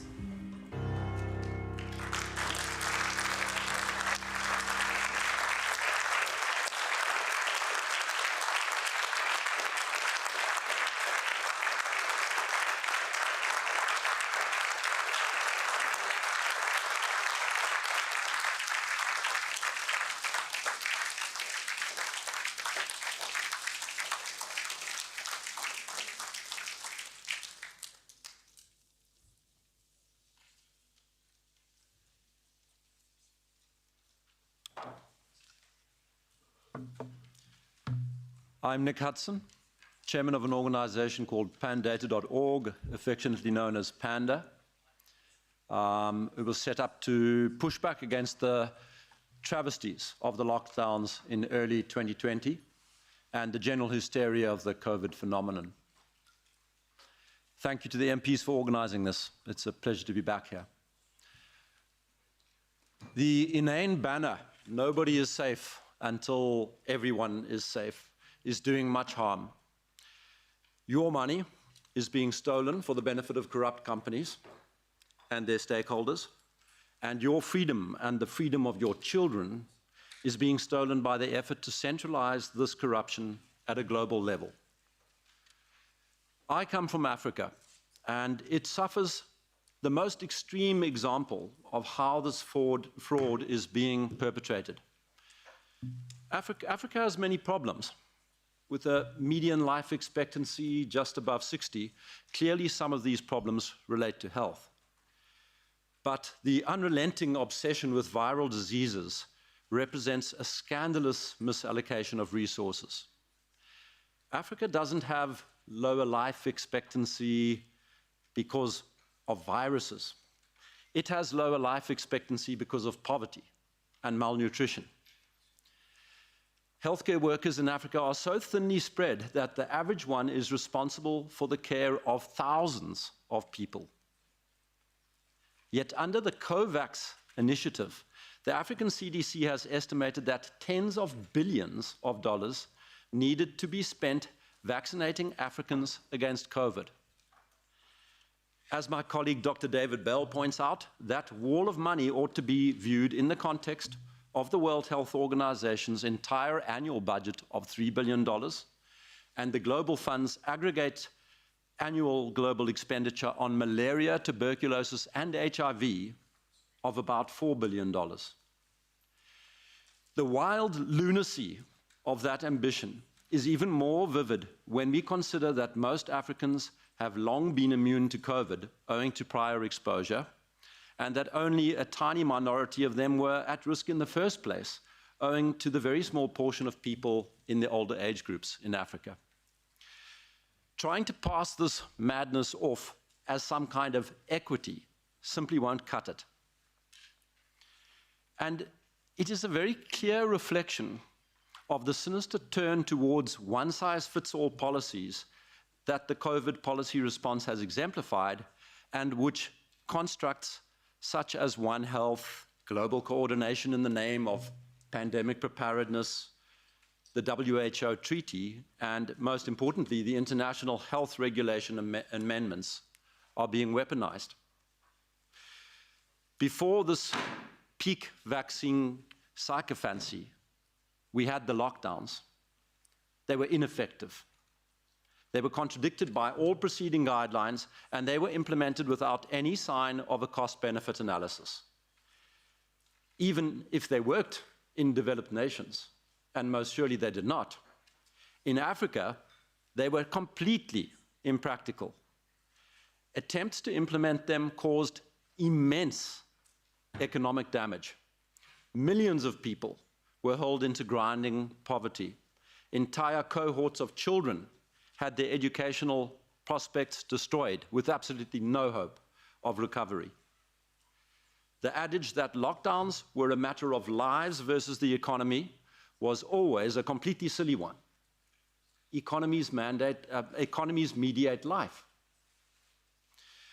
Yet even as the WHO seeks to enlarge massively its powers and control in purported pandemic situations, it shows no sign whatsoever of acknowledging that the globally centralized responses of lockdowns and vaccination programs not only failed, but represented staggering misappropriation of resources. And make no mistake, it is your money that is being misappropriated, whether by direct taxes or the indirect ones from the implementation of so-called modern monetary theory. You are paying. Instead, the WHO shows every sign of wanting to do more of these programs. This is very clearly demonstrated by its obsession with vaccine passports and the central role that vaccines play in the One Health initiative. None of this is very far adrift from the commercial and political objectives of the so-called stakeholders who have infiltrated the WHO at every level in a coordinated effort of many years. We do well to take a step back from the narrow confine of pandemics to survey the broader context of our times. Pandemic preparedness is far from being the only agenda that drives towards centralization. I have a little rule of thumb for diagnosing a centralization scam. If we can detect 1, a propagandized global crisis, 2, admitting only global solutions, and 3, with dissenting voices viciously silenced, then we know with absolute certainty that we are dealing with a scam. And anyone who has been watching events of recent years with even a modicum of attention will be aware that multiple agendas tick these 3 boxes right now, not just the COVID agenda. The architects of such globalist trajectories, all the Kissingers, Rockefellers, Schwabs, Carneys, Strongs, Carstens, Bangas, are held out as great intellects, but they are nothing of the sort. We know, both in theory and in practice, that centralization causes nothing but misery because it destroys the mechanisms of error correction, leading to doubling down on flawed policies. And it cannot do otherwise, especially not in the highly centralized institutions that have been captured by these hubristic people. History is replete with examples of tyrants enamored of their centralizing visions, believing each time that they hold some perspective or some asset that their predecessors lacked. Today, it is the false belief that access to more data and bigger computers will mean that this time is different. But it isn't different. People still make mistakes, and when those who amass great power and control do so, the results are disastrous. Africans have found out the hard way how much centralized mistakes hurt, and they will mount a fight against this reiteration of colonialism. But citizens of all nations need to commit to fighting this tendency towards centralization at all levels and in all places. The entirety of our well-beings and freedoms is at stake. Thank you.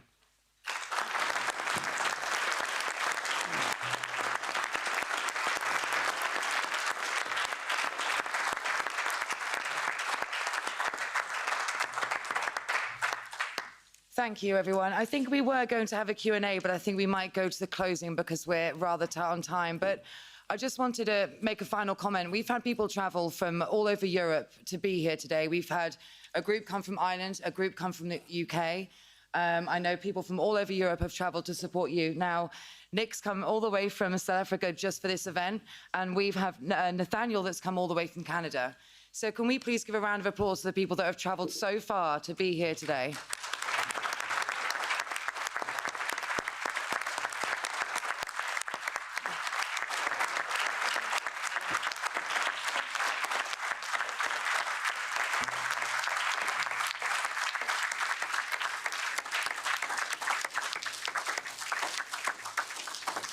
And just lastly, before I wrap up and hand over to Mr. Kulukusic, I think the World Health Organization and those tyrannical dictators should be extremely worried about the people that we have together today in this room. For someone who has been waiting for someone like Andrew Bridgen to speak out in our own parliament and to be sat next to him and to be with MEPs, Christine, you're a hero. And you don't mince your words, and I think they should be very, very scared. So before we leave the podium, I do have one final request, because I do like things going viral, for want of a better word. But since I'm in charge of social media, would it be able to get the panelists and speakers all onto the podium, in front of the podium, and take a picture with all these global minds together today, citizens and professionals alike? Yes? Thank you.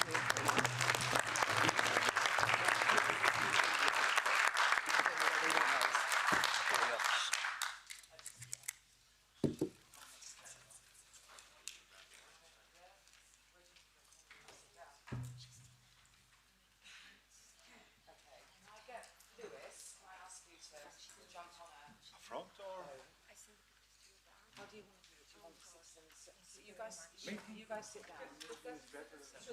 Yeah? Yeah. And then we can go internationally. We can go in front. Citizens, if you guys sit down. Yes, and yes. the international will show. Right side, Ivan is on the left side. The panels. Yes. Yeah. Does anybody want to come? Nick, you help me up there? Am I standing? Is that all right? Yes. Hang on, this is. Oh, yeah. Stand on the way to stop people push out. Yeah, do you want to stand up? Oh, sorry. Oh, yeah. No, you stay there. You guys, yeah. She's very, yes. And you stay. Distinguished. Okay. If you move in, yes, yeah. Try it. Okay.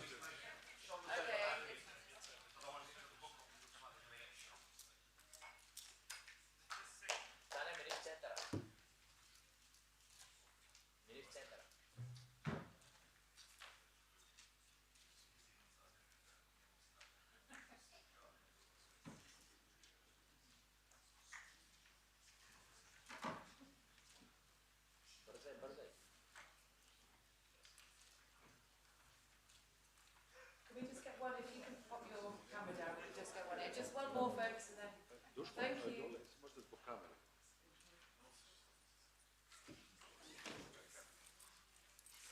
Thank you very much. If everyone wants to hashtag trust and freedom, let's make this go viral.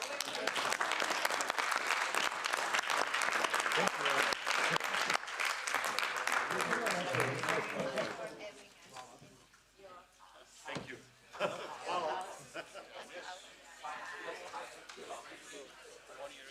Yeah, we were just beginning a year ago. Yeah, I don't know if my lawyer told you, but I'm just.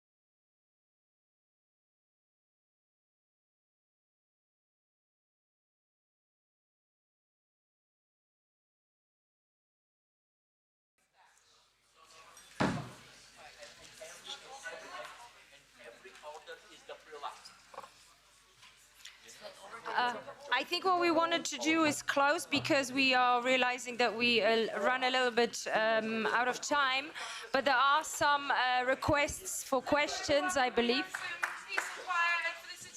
Thank you. I think what we wanted to do is close because we are aware of time, but I believe that there were some people asked to put questions forward, so I'm not too sure if there's anybody else that wants to put questions forward. I think somebody there. Yes, please.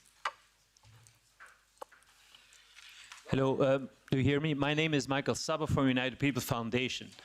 I just want to mention we need solutions, and we try to present with United People Foundation a solution to the problems we face with the people. So we develop, implement and promote innovative products and services from, for and by the people. This is our motto, the good stewardship of all life. And as a small step, we developed a financial system that is parallel to the existing fiat currencies, just like we have one in Switzerland, in the Vir. Not many people know that, but this is a currency next to the existing Swiss franc, already 89 years. So this is a small step we present to the people of the world, from, for and by the people, to join that, perhaps that financial platform which can liberate us from the globalists who control all the finances in the world. Thank you for your attention.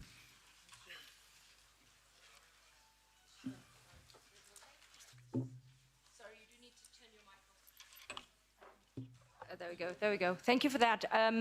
In regards to what you're saying, I think all of us, we agreed when we were approaching the subject of VCI that we wanted to include issues with the cash. I think we all are aware that the cash is being threatened, and we don't know exactly how soon this direction will be taken. At the moment, we did not include it because we are aware that the ECI is bound by specific rules that the European Commission has. But I think, yes, in the future, all of us, if we go forward, have to look into the issue of the cash. Can I, Justina? I would like to add just a few words. What I know, Slovakian parliament put the right to have a cash in the constitution, and when I wrote my plan 1 year ago, which is called Czech Republic on the first place, which is having some steps, this is one of the conditions. I think this is what we should push on, that the part of our constitutions will be the right to have cash and to make all the operation with cash. Any solutions, as you ask, should come from us. So it's just the beginning. Together with the members of parliament, I think we have to find out the solutions. So when once initiatives run, then the solutions will come. And the last one I have to say, this is the 20 Bulgarian sleva. Now our puppet government trying to taking out this slave from using it. And you know what? We have a referendum made with over 600,000 Bulgarian citizens signed down. The law said that the parliament must give us the date for referendum. They are running away from the commissions, and they do not want to put this proposition for decision to be voted inside. That's it. That's what. So the solutions will come with work. As French people are saying, the appetite comes with eating.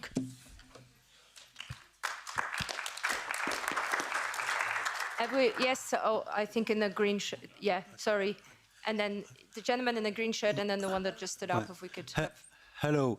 Ik spreek French. Sorry. Je pense que ça va être traduit après. Je pense ici que nous assistons à un génocide de masse et une stérilisation chimique mondiale. Ces gens sont des psychopathes et nous devons les arrêter. Et je suis très content qu'ici, il y a des députés européens qui sont vraiment pour le peuple et par le peuple. On doit vous soutenir absolument, et on doit soutenir aussi tous les médias indépendants qui donnent la parole au peuple et qui donnent la parole aux gens qui ont la vérité. Ce que j'appelle à la Commission européenne, c'est de faire une série d'autopsies et de commissions sur différents sujets. Sur les 300 laboratoires à virus qui sont dans le monde, sur les autopsies qu'il y a à faire sur tous les morts suite à la vaccination, le trafic d'armes qui a été fait par l'Europe, les SMS qui n'ont toujours pas été dévoilés par von der Leyen, la fraude des élections, tout ça, c'est des choses qu'il faut absolument que le public sache. Il faut aussi que la Commission européenne subsidie les médias alternatifs, parce que les médias de mainstream sont à la botte de la finance. Il y a d'autres façons d'arrêter ce massacre.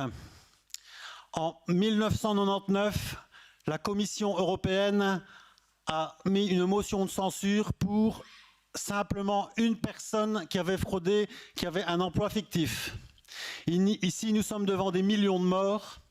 Moi, je demande que le Parlement européen fasse une motion de censure avec l'article 119 et 234 pour destituer toute la Commission européenne ici à Bruxelles. La peur doit changer de camp. Elle doit absolument changer de camp. Il serait important de mettre l'adresse et le nom de chaque personne qui participe à ce génocide sur le net et en présence de l'Europe. Monsieur ? Je suis gilet jaune, j'ai déjà fait pas mal de... 2 jours de prison aussi pour simplement m'être exprimé. Je vous remercie à tous. Okay, Monsieur, thank you for your comment. It's very important that, of course, independent media, we all join forces. I will not answer now in French because my school French is too bad. I understood your core message.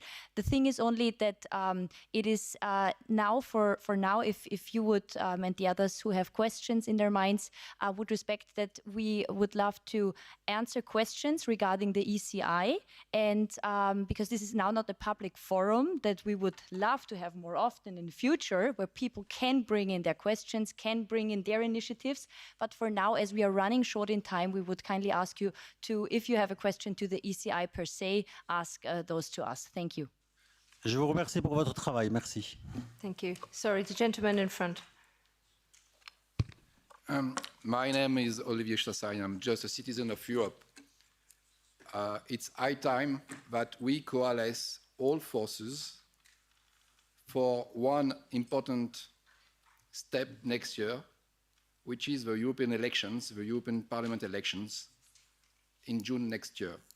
It's high time that we coalesce all forces. We have to take contact each other so that we form the resistance.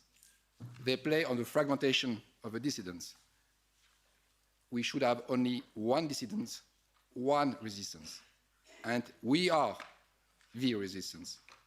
My question is simple to you. Are you ready to join forces? We're going to ask Kladosov to answer. You want to answer? Okay, he says no. Okay, there we go. Vicky, here we go. Yes, of course, we are ready to join forces because that's what we've been doing from the past almost 3 years. Myself and all these citizens, we've been in Fiona as well. We've been the resilience and resistance people that, though we don't look like it, but myself, I took thousands of people to the streets in Portugal. But the problem is, like in any other countries, is that the people, the majority of the people, that they are very worried to who is doing the good work. And then when they say, well, we are resistance, they are not. They become our own control opposition, and that has to end. Otherwise, the other side always win. So we have to realize there's always people that are going to be leading, and the other ones that are going to be follow the leaders. And until the people do not realize there's people with energy and the willingness to take the truth forward, these people, they cannot be saying they are resistance because they are fighting against their own rights and freedom. Thank you very much. Can I add something to that? I think Okay. Yes, I think the challenge we are facing is that we should become a group without becoming a mass ourselves. And a mass and a group are two things that are completely different. In a mass, everyone identifies and has to identify with a common ideal image. That's a characteristic of a mass. Everyone identifies with the same ideal image. And in a group, a fruitful group, a group that is constitutive for a human being, the one and only thing that unites the group is that everyone is encouraged to have his own opinion and to articulate his own opinion, and differences are encouraged between people. Differences between people, differences in opinion, or even the reason why people love each other, because if you only love the other to the extent that he is similar to you, you love yourself and not the other.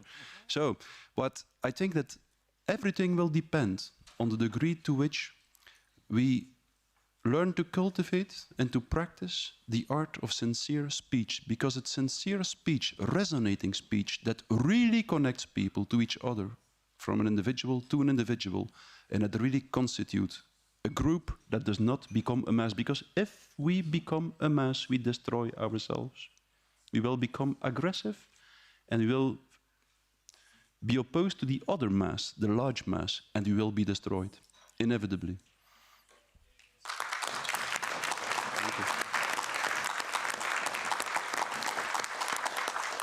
I think if there's one more question, then please. So two, because the gentleman was holding a hand Okay, behind yeah, you, please. one short question. My name is Rolf Karpenstein. My father worked for more than 30 years here in the Commission, so I grew up here in Brussels, know quite well, also worked for the legal service for 10 years. So my question is very simple. Is there any critical movement also within the Commission? I have one friend in the Commission. He is like me, critical in everything, understood everything. He says they're all asleep and following. I think So- this isn't a question for us. It will be more to the MEPs, so maybe one of the MEPs can answer that. Yes, if I could. There actually is, believe it or not. And this happened when we had our very first press conference, which was in September of 21, I think. We received lots of emails from the staff from EU Commission. And, well, I don't want to say too much, but it was very helpful having these contacts, because there were so many things that we had not even been aware of, and we were never supposed to be aware of any of this. We were made aware of, and that pretty much enabled us to take yet another step and the next step. So yes, there is. Unfortunately, it's obviously not among the level of the commissioners, but among the staff, oh yes. There is lots of support, yes.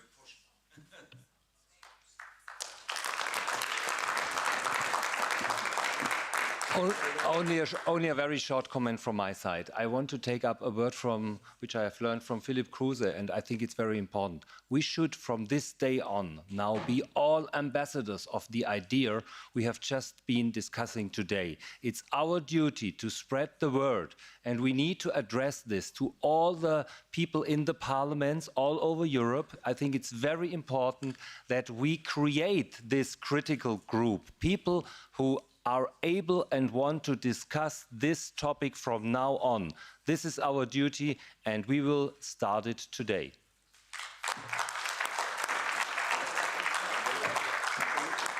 One last question, thank you, and then we will finish. Greetings, colleagues. My name is Ralph Atrash. I'm a trainee in the Director General of Finance in the European Parliament. I don't represent the DG, I represent myself. And just it's funny how the leftists and the communists and socialists always accuse the right of being the tyrants and the fascists, but at the end, when they exercise, when they censor free will, it just no one bats an eye. And by the way, Pastor, I just understand you and I feel you, because I'm a Lebanese Christian from the East, and you haven't seen how in Syria and Iraq they burn Christians alive, they crucify them for not accepting the Muslim faith. Today, it's not Europe, it's not the case in Europe. But it will happen in Europe if you don't stop, if you don't take any measures against immigration. I want to live in a France that speaks French and drink wine, not in a halal eating France, and not the Islamic Republic in France. Thank you.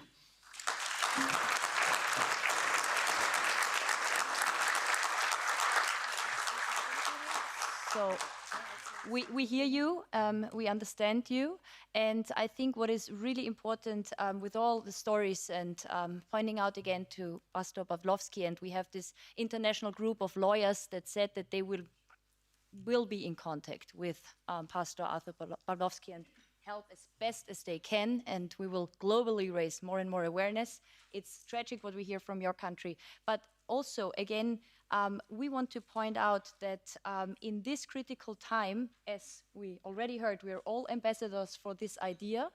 And I think from now on, we need to, and Christina Anderson said that you cannot comply your way out of tyranny. And we know that in the EU Commission, here in this Parliament, in the hospitals, wherever, in the supermarkets, there are employees, there are people working there who think the same, but who were just not brave enough till now to show their faces.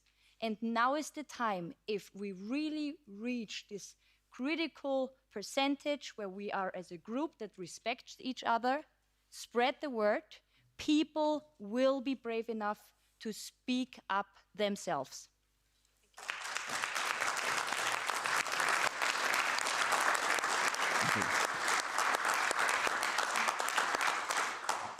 I think we can increase our power in two ways, by a growing number and by a better quality of our own voice. That's two ways.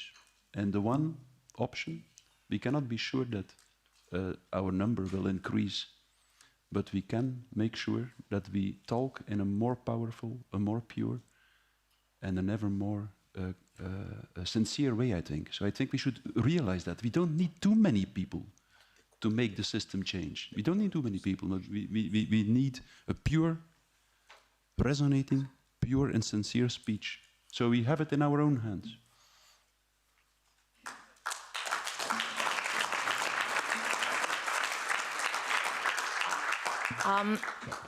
I want to say something about fear and bravery.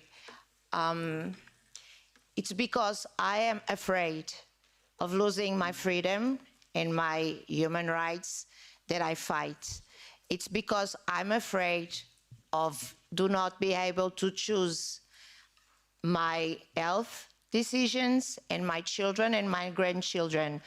It's because I'm afraid that I have the courage. So to be afraid, it's okay, as long you deal with this fear, to become a freedom fighter and do not bend towards the power, the people that think they hold the power.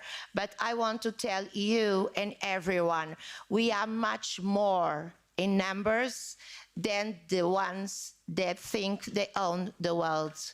That's why I'm here with no fear when people ask me, how come you have the courage? I don't. I have afraid. Thank you very much.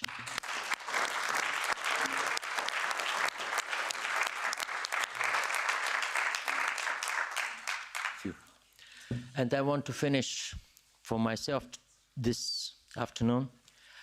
I want to tell you that every long way, starting with the first small step, and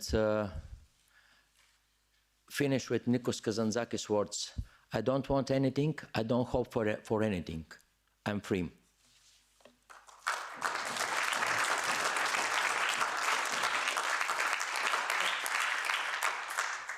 Okay, I was asked to answer the question, I didn't, but I have something to add. When I started to be activist 20 years ago, but when I started in this kind of field, I wrote a plan. And I said to people that it's not the group of people who is the powerful.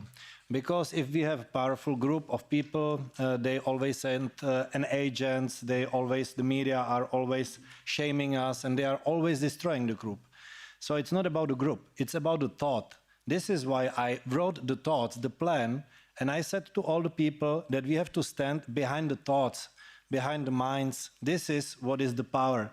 And one more thing, between me sitting in the bed when I said, let's do demonstration, and the guy who is standing on the stage with honorable members, for example, Christine Anderson and others, and in front 100,000 people, it's just the courage to stand behind the thoughts. And I think this is the power what we have, stand behind the thoughts. Thank you.